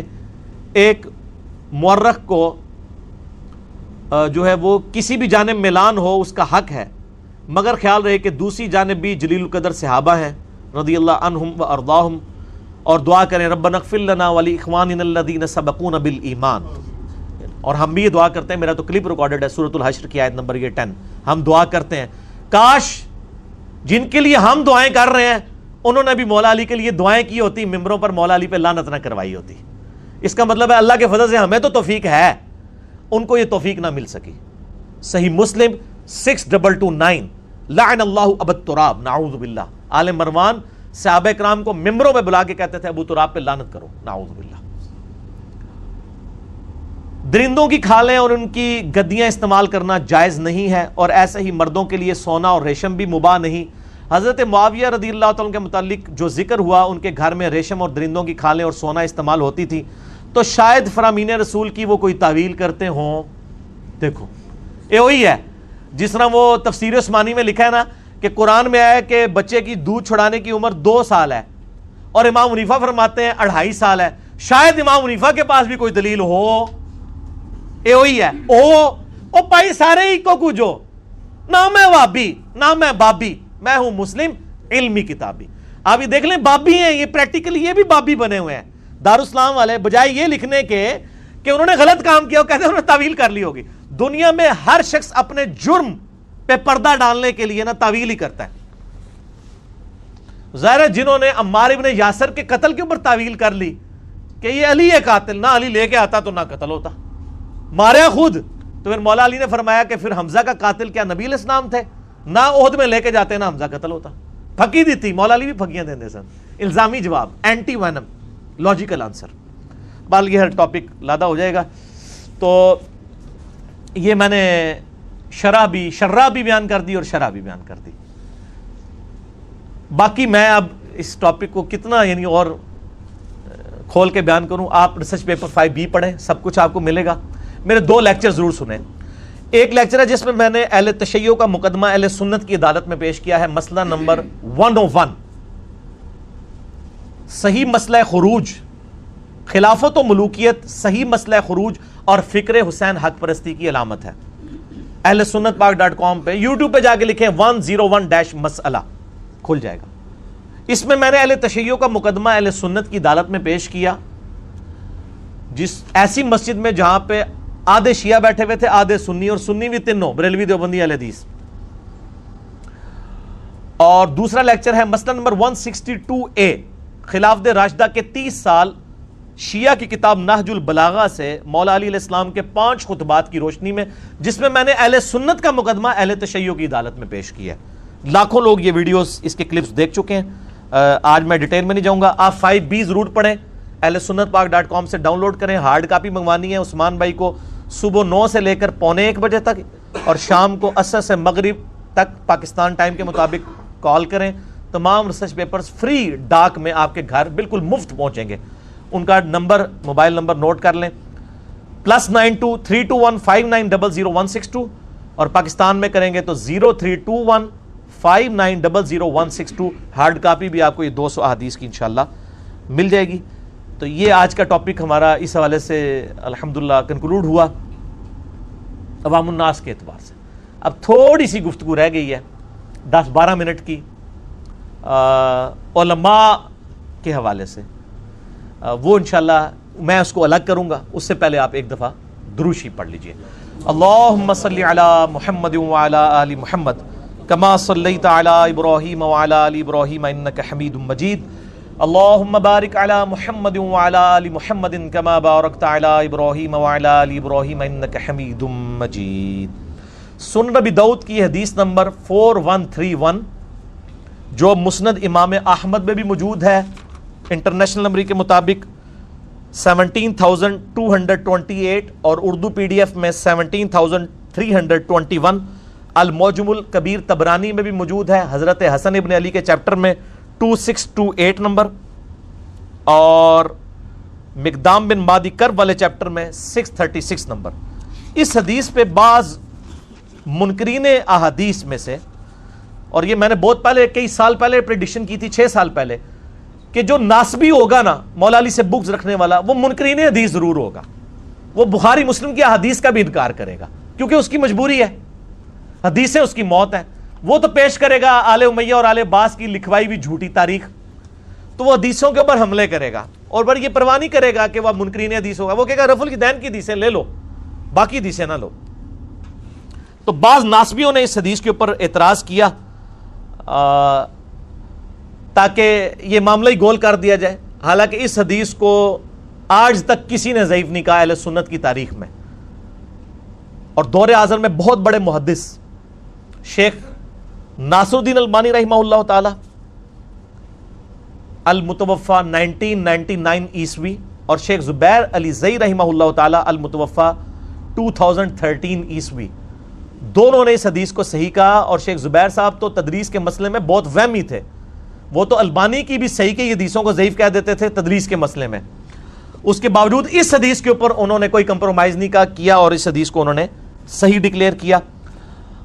2 اعتراض ہوتے ہیں اس حدیث کے اوپر. میں انشاءاللہ علماء کے لیے، تو میں طالب علم ہوں لیکن علماء کی اصلاح کے لیے بیان کر دوں. پہلا اعتراض کرتے ہیں کہ اس حدیث میں ایک راوی ہے بقیہ ابن الولید المتوفا 197 ہجری تبع تابعین میں سے ہے رحمہ اللہ تعالی.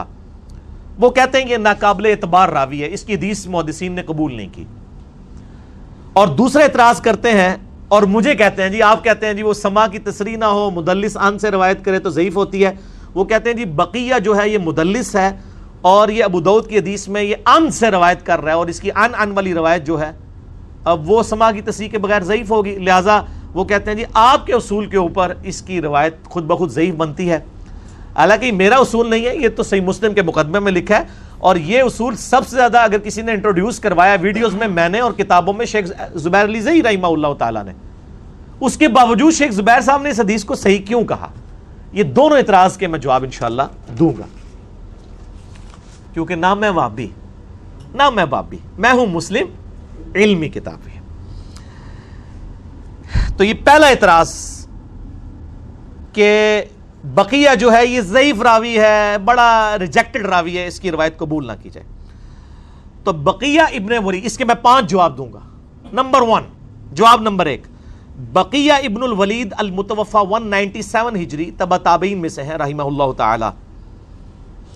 صحیح مسلم کے مقدمے میں امام مسلم نے صحیح مسلم کے اندر جو راویوں کے اوپر بحثیں کی ہیں نا، اس بقیہ کے اوپر بحث کی ہوئی ہے باقاعدہ. صحیح مسلم میں انٹرنیشنل نمبر کے مطابق 43 نمبر پر اور 80 نمبر پر اور 81 نمبر پہ 3 جگہ بقیہ ابن الولید کے اوپر امام مسلم نے اپنے کومنٹس لکھے ہیں بڑے محدثین سے نقل کر کے. وہ میں آپ کو امام مسلم کے کومنٹس بتا دیتا ہوں. 43 نمبر پہ لکھتے ہیں کہ عبداللہ ابن مبارک کہتے ہیں، عبداللہ ابن مبارک المتوفى 181 ہجری امام حنیفہ کے شاگرد ہیں.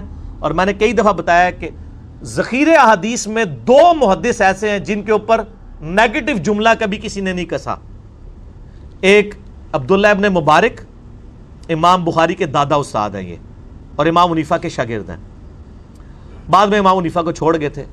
وہ میرا ایک کلپ بھی ہے امام حنیفہ سے رفع الیدین پہ مناظرہ، وہ انہوں نے ہی مناظرہ کیا تھا جو حدیث کی کتابوں میں ہے. ایک ان کے مناظرے ہیں نا جو جعلی تاریخ کی کتابوں میں ہے. ایک عبداللہ بن مبارک، دوسرے امام مسلم جن کے اوپر جرح کا کوئی کلمہ نہیں ملتا. امام بخاری پہ بھی بعض محدثین نے جرح کی ہے لیکن ان کے اوپر نہیں جرح ملتی. عبداللہ ابن مبارک کا قول صحیح مسلم میں انٹرنیشنل نمبر کے مطابق جو مسلم کا حصہ ہے اور نمبرنگ کا حصہ ہے 43 نمبر، عبداللہ ابن مبارک کہتے ہیں کہ بقیہ ابن ولید صدوق راوی ہے، سچا راوی ہے، لیکن وہ روایت کرتا ہے سب قسم کے لوگوں سے. یعنی خود وہ سچا ہے لیکن وہ جن سے روایتیں نقل کرتا ہے نا، بعض اوقات وہ ضعیف راویوں کی روایت بھی لے لیتا ہے اور بعض اوقات ثقہ راویوں کی بھی. وہ تو سارے ہی ہیں، بخاری مسلم کے علاوہ جتنے امام ہیں، ابو داؤد، ترمذی، نسائی، ابن ماجہ، انہوں نے ضعیف راویوں سے لی ہوئی ہے. لیکن جب ضعیف راوی ہوگا پتہ تو چل جائے گا اور روایت تو ضعیف ہو جائے گی. تو یہ تو کوئی عیب نہیں ہے. خود امام بخاری نے الادب المفرد میں کئی ضعیف راویوں سے جن پہ امام بخاری نے خود جرح کی ہوئی ہے تاریخ کبیر میں، ان سے روایتیں بھی لی ہوئی ہیں، لیکن بتا دیا ہے کہ یہ روایت میں یہ راوی کمزور ہے. تو یہ کوئی عیب نہیں ہے. عبداللہ ابن مبارک کیا کہتے ہیں؟ یہ صدوق راوی ہے، سچا راوی ہے. کون؟ بقیہ ابن ولید. 80 نمبر پہ لکھتے ہیں امام مسلم کہتے ہیں کہ زکریہ ابن عدی کہتے ہیں کہ مجھ سے ابو اسحاق فزاری نے کہا، جو حدیث کے بہت بڑے امام تھے، لکھ لے تو بقیہ ابن ولید کی وہ حدیث جو وہ روایت کرے مشہور لوگوں سے، اور مت لکھ اس کی حدیث کو جو روایت کرے مجہول لوگوں سے. یہ بقیہ کے لیے نہیں ہے، باقی بھی سارے راوی جو ثقہ راویوں سے کریں وہ آپ لے لیں، جو دوسری وہ چھوڑ دیں. اور مت لکھ تو اسماعیل عیاش سے حدیث، اگرچہ وہ روایت کرے مشہور ثقہ لوگوں سے بھی. وہ کہتے ہیں جو اسماعیل عیاش راوی ہے نا، وہ اگر صحیح بندے سے بھی روایت کر رہا ہے نا، اس کی وہ والی روایت بھی نہیں لینی، لیکن بقیہ سچا بندہ ہے، یہ اگر سچے لوگوں سے روایت کرے. اور الحمدللہ ابو داؤد میں اس نے بحیر ابن سعد سے روایت کی ہے، جو الحمدللہ ثقہ صدوق اہل سنت کا بہت بڑا امام ہے، جس کی ثقات کے اوپر کوئی قدغن نہیں لگا سکتے. کتب ستہ کی ساری حدیث کی کتابوں میں اس کی روایتیں موجود ہیں، خصوصاً ابو داؤد، ترمذی، نسائی، ابن ماجہ کے اندر بحیر ابن سعد سے روایت کی ہے. اور اس کے بعد 81 نمبر کے اوپر وہ لے کے آئے کہ ان کے اندر یہ مسئلہ تھا کہ یہ بعض اوقات جو نام ہے اور کنیت اس کو رد و بدل کر دیا کرتے تھے جو یہ راوی تھے بقیہ، اور وہ دیکھ لیا جائے، باقی کوئی ان کے اوپر جرح کا کلمہ نہیں ہے.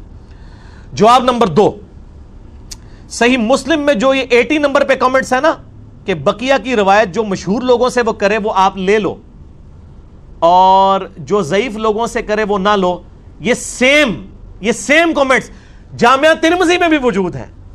انٹرنیشنل نمبر کے مطابق 2859 نمبر حدیث ہے، اور اس حدیث کی سند وہی ہے جو ابو داؤد کی مقدام بن مادی کرب والی روایت کی سند ہے 4131 کی۔ اس میں بھی بقیہ ابن ولید ان بحیر ابن سعد کر رہے ہیں۔ اس کے نیچے امام ترمذی لکھتے ہیں کہ میں نے عبداللہ بن عبد الرحمن سے سنا کہ وہ کہتے تھے کہ میں نے زکریا بن عدی سے سنا کہ وہ کہتے تھے کہ امام ابو اسحاق فزاری کہا کرتے تھے خذوا عن بقیۃ ما حدثکم عن الثقات، بقیہ سے وہ حدیثیں قبول کر لیا کرو جو وہ ثقہ راویوں سے کرے، ولا تأخذوا عن اسماعیل ابن عیاش، اور اسماعیل ابن عیاش کی کوئی حدیث قبول نہ کرو چاہے وہ ثقہ راویوں سے کرے چاہے بغیر ثقہ کے۔ مسلم میں 80 نمبر پہ یہ کامنٹس ہے اور ترمذی میں بھی موجود ہیں 2859۔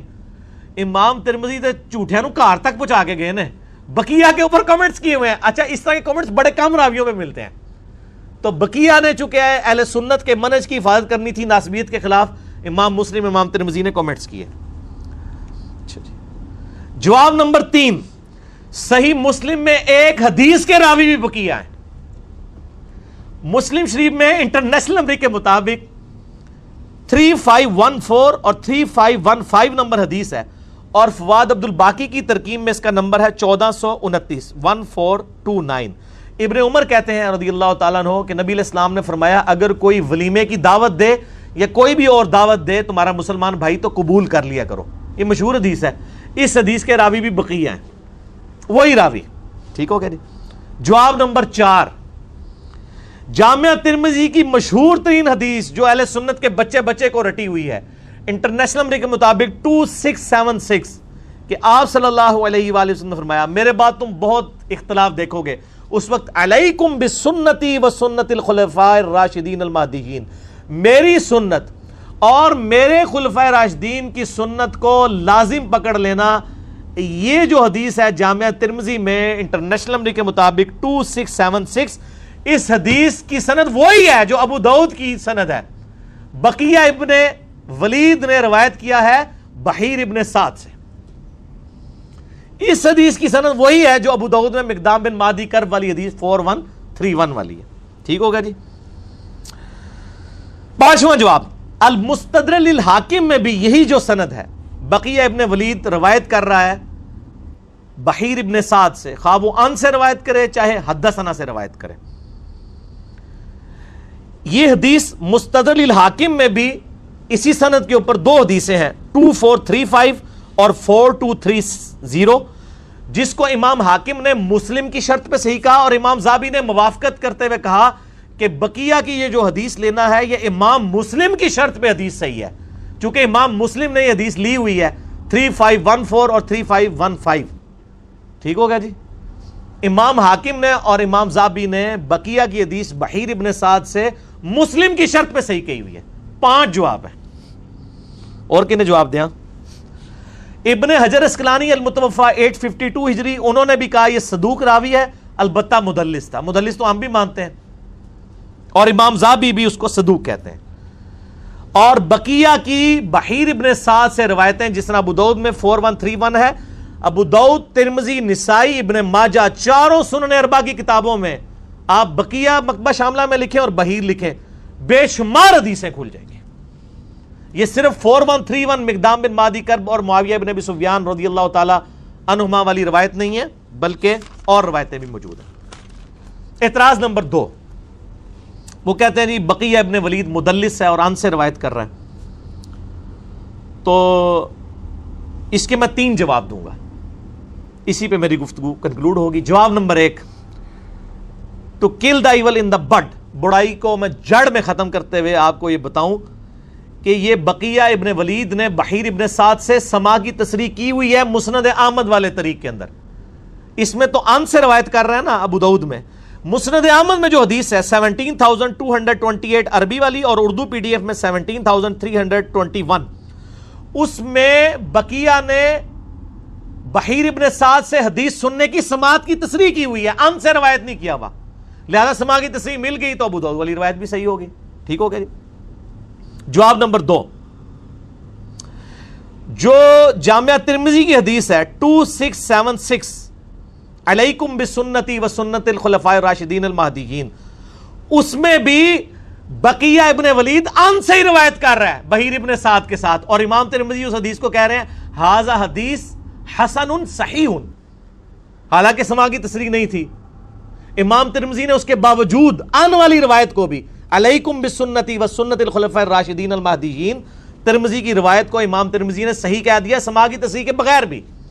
وہ میں آپ کو بتاتا ہوں کیوں کہا. لہذا اس کی سند اور 4131 ابو داؤد کی سند بالکل سیم ہے. جواب نمبر 3، یہ امام ترمذی نے بھی صحیح کہا، شیخ البانی نے بھی صحیح کہا، اور سب سے بڑھ کر شیخ زبیر لذیذ صاحب جو ذرا سے تدریس کے مسئلے میں اتنی مضبوط روایتیں جو ترمذی میں بھی آئی ہیں جن کو امام ترمذی نے صحیح کہا ہے، شیخ زبیر صاحب ان کو ضعیف ڈکلیئر کر دیتے تھے کہ سماع کی تصریح نہیں ہے. اب کیا وجہ ہے کہ شیخ زبیر صاحب اس روایت کو سماع کی تصریح کے بغیر بھی صحیح کہہ رہے ہیں، اگرچہ میں نے ثابت کر دیا کہ مسند احمد میں موجود ہے. اس کی میں آپ کو ریزن بتاتا ہوں. 2012 کی بات ہے جب یہ روایت ہم نے پہلی دفعہ پبلک میں مارکیٹ میں ان کروائی نا، تو بڑا شور کھڑا ہوا شیخ زبیر صاحب کی وفات سے 1 سال پہلے. اب شیخ زبیر صاحب زندہ تھے، کسی نے جرت نہیں کی روایت پر ڈاکہ مارنے کی. ظاہر البانی بھی صحیح کہہ رہا ہے، زبیر لذیذ صاحب بھی صحیح کہہ رہے ہیں. ان کو پتا تھا شیخ زبیر صاحب ہمیں لتر پھیریں گے، انہوں نے کہا شیخ زبیر صاحب کی زندگی میں تو ہم یہ کام نہیں کر سکتے، بعد میں کریں گے. لیکن نجی محفلوں میں ڈسکشن شروع کر دی تو ہمارے ایک جیلم شہر کے بھائی ہیں ماشاءاللہ، سوشل میڈیا کے اوپر بڑا اچھا کام کر رہے ہیں، بلکہ ہمارے جو فرحان بھائی ہیں یہ بھی انہی کا تحفہ ہے. کاشف نیئر نے ہی انٹروڈیوس کرایا تھا ہمارے فرحان بھائی کو جو ہماری ویڈیوز اپلوڈ کرتے ہیں. تو وہ آج کل گلف سٹیٹس میں، تو کاشف نیئر نے مجھے فون کیا 2012 میں، مجھے یاد ہے. مجھے کہتا ہے کہ یہ جو مقدام بن مادی کرب والی حدیث آپ نے بیان کی ہے، اس میں تو بقیہ جو وہ ان سے روایت کر رہا ہے اور سماع کی تصریح نہیں ہے. تو میں نے شیخ زبیر صاحب کو فون کر کے کہا کہ اس کی سماع کی تصریح ہمیں دکھائیں، حالانکہ مسند احمد میں موجود ہے. میں نے بتا دیا. شیخ زبیر صاحب نے کہا یہ سماع کی تصریح کے بغیر بھی حدیث صحیح ہے. تو مجھے کاشف نیئر کہتا ہے دیکھو یار شیخ زبیر صاحب کہہ رہے ہیں سماع کی تصریح کے بغیر بھی یہ روایت صحیح ہے. تو میں نے ان کو کہا مجھے سمجھائیں کیسے. تو وہ مجھے کہتے ہیں آپ پاکستان آئیں مجھے ملنے کے لیے، تو آپ کو میں سمجھا دیتا ہوں. ظاہر ہے وہ پوری سائنس ہے نا ایک حدیث کے علم کی. ہم تو وہ سائنس ویڈیو میں رکھ دیا، آپ کو پاکستان آنے کی ضرورت نہیں، آپ ویڈیو میں ہی دیکھ لیں گے، وہ سائنس آپ کو سمجھا دیتے ہیں. تو مجھے کاشف بھائی کہتے ہیں کہ جی دیکھیں علی بھائی انہوں نے مجھے یہ کہا. میں نے کہا ٹھیک کہا انہوں نے، تو آپ آ جائیں. تو یہ مجھے گفتگو یاد تھی، میں جب یہ لیکچر تیار کر رہا تھا نا، تو پھر میں نے فرحان بھائی سے کہا، میں نے کہا یار کاشف نیئر کو مجھے فون کرے.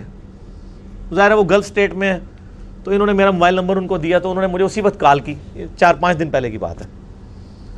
تو میں نے کہا کاشف بھائی آپ کو یاد ہے آپ نے 2012 میں، اب تو آج 9 ستمبر 2018 ہے، 6 سال پرانی بات ہے. میں نے کہا آج میں لیکچر ریکارڈ کرانے لگا ہوں تو مجھے آپ کی بات یاد آئی ہے. کہتے ہیں علی بھائی ایسے ہی بات ہوئی تھی، مجھے انہوں نے کہا تھا آپ حضرو آ جائیں تو میں آپ کو سمجھاؤں گا، یہ بالکل روایت صحیح ہے، یہ سماع کی تصریح کے بغیر بھی صحیح ہے روایت. یعنی شیخ زبیر صاحب کو یہ پتا تھا. آج کو کہہ رہے ہیں نا وہ جو ان کے شاگرد اور ان کے پوتا شاگرد صاحب وہ کوئی سامنے آئے ہوئے ہیں ناسبی، وہ کہتے ہیں کہ جی شیخ زبیر صاحب کو اللہ تعالیٰ معاف کرے، ان سے غلطی ہوئی ہے، اگر زندہ ہوتے تو ہم ان کو بتاتے. ان کی زندگی میں تم لوگ جو ہیں وہ چوہوں کی طرح ایک دوسرے کو تو بتاتے پھرتے تھے، سامنے نہیں آتے تھے. ان کے فوت ہونے کے بعد سامنے آ گئے ہو. تو شیخ زبیر صاحب اللہ کے فضل سے اس حدیث کے اوپر اتنا کچھ لکھ کے گئے ہیں کہ ان کو قبر سے نکالنے کی ضرورت نہیں ہے، نہ ان کو روحانی طور پہ کوئی رابطہ کرنے کی یا کشف القبور کرنے کی ضرورت نہیں ہے. ان کے الحمدللہ روحانی شاگرد ہم بیٹھے ہوئے ہیں ادھر. اس حوالے سے شاگرد کے میں نے ان سے سیکھا ہے، باقی میں کوئی مدرسے کا نہیں پڑھا ہوا. شیخ زبیر صاحب نے ایک کتاب لکھی ہے فضائل صحابہ، بڑی مشہور کتاب ہے ان کی، جس میں خلفائے راشدین کے فضائل ہیں، امہات المومنین میں سے ہیں فضائل. وہ فضائل صحابہ کا PDF آپ کو مل جائے گا آرام سے، آپ جا کے kitabussunnah.com سے ڈاؤن لوڈ کریں، ہم اس میں لگا بھی دیں گے. اس میں حسن ابن علی کے اوپر جو چیپٹر باندھا ہے نا شیخ زبیر صاحب نے، اس میں یہ مقدام بن مہدی کرب والی حدیث وہ لے کے آئے ہیں. لیکن تھوڑی سمجھداری کی ہے انہوں نے، صرف آخری حصہ نقل کیا ہے کہ حسن مجھ سے ہے اور حسین علی سے. پوری حدیث نہیں نقل کی شیخ زبیر صاحب نے، کیونکہ پوری حدیث میں پٹورا باغ کھل جانا تھا. پھر ان کو 50 صفحے اور لکھنے پڑتے ہیں. انہوں نے صرف آخری حصہ نقل کیا اور نیچے لکھ دیا سنن ابی داؤد انٹرنیشنل نمبر 4131 وسندہ حسن, اور کہتے ہیں اس کی روایت بالکل صحیح ہے, اور نمبر لکھ دیا ابو داؤد 4131. آگے وہ شیخ زبیر صاحب لکھتے ہیں کہ یہ جو روایت ہے بقیہ ابن ولید ان بحیر ابن سعد, یہ محمول ہوتی ہے سماع کی تصریح پر, اگرچہ یہ راوی ان سے بھی روایت کرے تب بھی یہ روایت سماع کی تصریح پہ معمول ہوتی ہے. کیوں؟ انہوں نے لکھا اس لیے کہ جو بقیہ تھا وہ بحیر کی کتاب سے روایت کرتا تھا, لہذا سماع کی تصریح کی ضرورت ہی نہیں ہے. مثلا میں آپ کو ایک پمفلٹ لکھ کے دوں اپنے ہاتھوں سے, اور اس میں نے کچھ احادیث لکھی بھی ہوں, آپ جب وہ حدیث بیان کریں گے تو آپ یہ کہیں گے کہ انجینئر محمد علی مرزا بھائی سے روایت ہے یہ حدیث, اور آپ سے کوئی پوچھے کہ کیا آپ نے خود سنا ہے, تو آپ کہ میں نے سنا نہیں ہے, اسی لیے تو میں حدثنا نہیں کہہ رہا ہوں, میں ان کہہ رہا ہوں, ان سے روایت ہے. جس طرح ہم بھی صحابہ کہتے ہیں ان ابی ہریرہ, تو میں حضرت ابو ہریرہ تک تو سند نہیں پہنچا رہا ہوتا نا, لیکن مجھے پتا ہے ابو ہریرہ ٹھیک ہے, اور میں بھی تدلیس ہی کر رہا ہوتا ہوں, ہم سارے تدلیس ہی کر رہے ہوتے ہیں. ان ابی ہریرہ بیچ میں کوئی سند تو نہیں بیان کر رہے, وہ تو میں کہتے ہیں بخاری میں جائیں وہاں سے سند ملے گی. تو آپ کہیں گے کہ علی بھائی سے میں نے خود تو نہیں سنا, لیکن انہوں نے جو پمفلٹ لکھ کے دیا تھا اس میں انہوں نے روایت لکھی ہوئی ہے, تو سند پوری ہو گئی. اسی طریقے سے بحیر ابن سعد کی کتاب تھی جس میں پوری سندیں موجود تھیں. بحیر ابن سعد اگر اپنی سند سے کوئی حدیث اپنے شاگرد بقیہ کو دے لکھ کے, اب وہ خود اس کے سامنے تلاوت نہ کرے اس کو کہے بیٹا یہ میری کتاب ہے, میری سند اوپر تک ہے, اور وہ خود ثقہ راوی ہے, ظاہر اہل سنت کا امام ہے. اب بقیہ کتنا ایماندار شخص تھا, اس نے یہ نہیں کہا کہ میں نے اپنے استاد بحیر سے سنی, وہ کہتا تھا ان بحیر ابن سعد, بحیر ابن سعد سے میں روایت کر رہا ہوں, اس کی کتاب تھی. اور یہ محدثین کا پیٹ رول ہے کہ اگر ایک محدث کے پاس دوسرے محدث کی کتاب ہو تو اس کو حدثنا کہنے کی ضرورت نہیں ہے, وہ ان سے بھی روایت کر رہا ہے نا, تو وہ سماع کی تصریح کیا, وہ ریٹن ہے, تصریح سے بھی اگلی چیز ہے, اس کے پاس کتاب ہوتی تھی. اور یہ شیخ زبیر صاحب نے فضائل صحابہ میں لکھ دیا کہ چاہے بقیہ ان سے بھی روایت کرے بحیر سے, وہ سماع پر محمول ہوتی ہے کیونکہ اس کے پاس وہ کتاب تھی. پھر ساتھ شیخ زبیر صاحب لکھتے ہیں کہ میری کتاب جو ہے ابن حجر اسقلانی کی کتاب ہے طبقات المدلسین, مدلس کے اوپر جو مدلسین کے 5 طبقات کے اوپر کتاب لکھی ہے نا, اس کی تحقیق لکھی ہے شیخ زبیر صاحب نے عربی میں, وہ عربی میں کتاب تھی ابن حجر اسقلانی کی. تو شیخ زبیر صاحب نے لکھا ہے میری کتاب الفتح المبین فی تحقیق طبقات المدلسین, وہ کتاب میری دیکھیں, اس میں صفحہ نمبر 69 پہ چلے جائیں, میں نے بقیہ کے بارے میں پوری تفصیلات لکھی ہوئی ہیں. اور شیخ زبیر صاحب نے کہار پہ جا کے گئے ہوئے ہیں اس روایت ہوتے, اور اللہ کے فضل سے ہم اس کا PDF بھی لگا دیں گے طبقات المدلسین کا. طبقات المدلسین میں شیخ زبیر صاحب نے کیا لکھا بقیہ کے بارے میں, یہ PDF JPG آپ کے سامنے ہے HD سکرین پہ انشاءاللہ. چوتھے طبقے میں جو مدلسین کے پہلا راوی ہے بقیہ ابن ولید الحمصی, حمص شام کا رہنے والا تھا.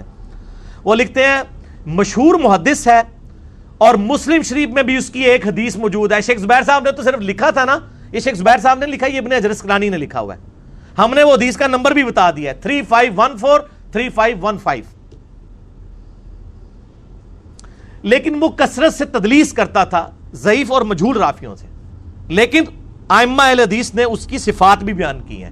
وہ جو صفات بیان کی ہیں عبداللہ ابن مبارک سے 43 نمبر اور 80 نمبر امام فزاری سے, میں نے مسلم شریف سے آپ کو دکھا دیا کہ اماموں نے اس کی توثیق کی ہوئی ہے. اس کے بعد شیخ زبیر صاحب لکھتے ہیں کہ امام نسائی بھی اسے ثقہ مانتے ہیں, 197 ہجری میں وہ فوت ہوا ہے, اور وہ حسن الحدیث صدوق راوی ہے. اگر وہ سماع کی تصریح کر دے اس سے تدلیس سے تسویہ ثابت نہیں ہے, اور اس کی تفصیل کے لیے آپ شیخ البانی کا جو احادیث ضعیفہ ہے اس کو آپ دیکھ لیں. ٹھیک ہو گیا جی. وہ کہتے ہیں یہ جو تدلیس سے تسویہ کا الزام لگا رہے ہو یہ کوئی ثابت نہیں ہے, وہ ناسبی لگا رہا ہے نا. وہ کہتے ہیں یہ الزام ثابت ہی نہیں, اور شیخ البانی نے بھی پوری بحث کی ہوئی ہے سلسلہ احادیث ضعیفہ کے اندر کہ یہ تدلیس تسویہ کا الزام ان کے اوپر جھوٹا ہے, اور روایت جو ہے بقی ان بحیر ابن سعد وہ صحیح ہوتی ہے. اس میں انہوں نے اسپیشل لکھ دیا ہے, اور کوئی بقیہ کے کسی استاد کا ذکر نہیں کیا. انہوں نے لکھا ہے کہ بقیہ کی روایت بحیر ابن سعد سے اگر ہو تو وہ سماع کی تصریح کے اوپر محمول ہوتی ہے. یہ سارے جے پی جیز انشاءاللہ اللہ کے فضل سے ہم لگا دیں گے تاکہ اس کے بعد کسی کو کوئی گنجائش نہ رہے. اللہ تعالیٰ کی کروڑوں رحمتیں ہوں شیخ زبیلی زئی رحمہ اللہ تعالیٰ پر. اگرچہ وہ دنیا میں موجود نہیں ہیں لیکن ان کے نام پہ جو دھوکے دے رہے ہیں امت کو, ان دھوکوں کا علاج وہ اپنے مرنے سے پہلے کر کے گئے ہیں. جو انہوں نے چھپائے ہوئے تھے انشاءاللہ یہ ایچ ڈی ریکارڈنگ میں آئیں گے. اور اس قسم کے جو لوگ اہل بیت کے خلاف کلپ چڑھا رہے ہیں, میں ہر کلپ کا جواب اس لیے ضروری نہیں سمجھتا, وہ اتنی چھڑولیں ہوتی ہیں کہ ہمارے عام سٹوڈنٹ آ کے کہہ رہے ہوتے ہیں, ٹھیک ہے نا جی. عبد القیوم بھائی مجھے کہہ رہے تھے کہ یار یہ کس قسم کی باتیں ریکارڈ کرا رہے ہوتے ہیں, کوئی بات سمجھ نہیں آتی, فضول قسم کی باتیں کر رہے ہوتے ہیں. وہ باتیں ہی فضول ہوتی ہیں, کہاں سے سمجھ آئیں. تو بہرحال میں نے ایک نمونے کے طور پہ یہ جواب ریکارڈ کروا دیا ہے تاکہ جن لوگوں کے لیے یہ ہمارا کلپ انشاءاللہ اپلوڈ ہوگا, امام حسن علیہ السلام کا قاتل کون, اس عنوان سے انشاءاللہ تعالی علمی و تحقیقی مجلس نمبر 26 کا پہلا اسپیشل کوسچن. اور باقی کوسچن انشاءاللہ ندیم ریاض بھائی مجھ سے 1 to 1 کریں گے, لیکن اس سے پہلے ہم ایک وقفہ کر لیتے ہیں. اللہ تعالیٰ سے دعا ہے جو حق بات میں نے کہی اللہ تعالیٰ ہمارے دلوں میں راسخ فرمائے. اگر جذبات میں میرے منہ سے کوئی غلط بات نکل گئی تو اللہ تعالیٰ ہمارے دلوں سے معاف کر دے, ہمیں کتاب و سنت کی تعلیمات پر عمل کر کے دوسرے بھائیوں تک پہنچانے کی توفیق عطا فرمائے. سبحانک اللہم و بحمدک اشہد ان لا الہ الا انت استغفرک و اتوب الیک وما علینا الا البلاغ المبین. جزاکم اللہ خیرا. دلوں کے گلشن مہک رہے ہیں, یہ کیف کیوں باز آ رہے ہیں, کچھ ایسا محسوس ہو رہا ہے, کچھ ایسا محسوس ہو رہا ہے, حضور تشریف لا رہے ہیں. نوازشوں پر نوازشی ہے, عنایتوں پر عنایتیں ہیں.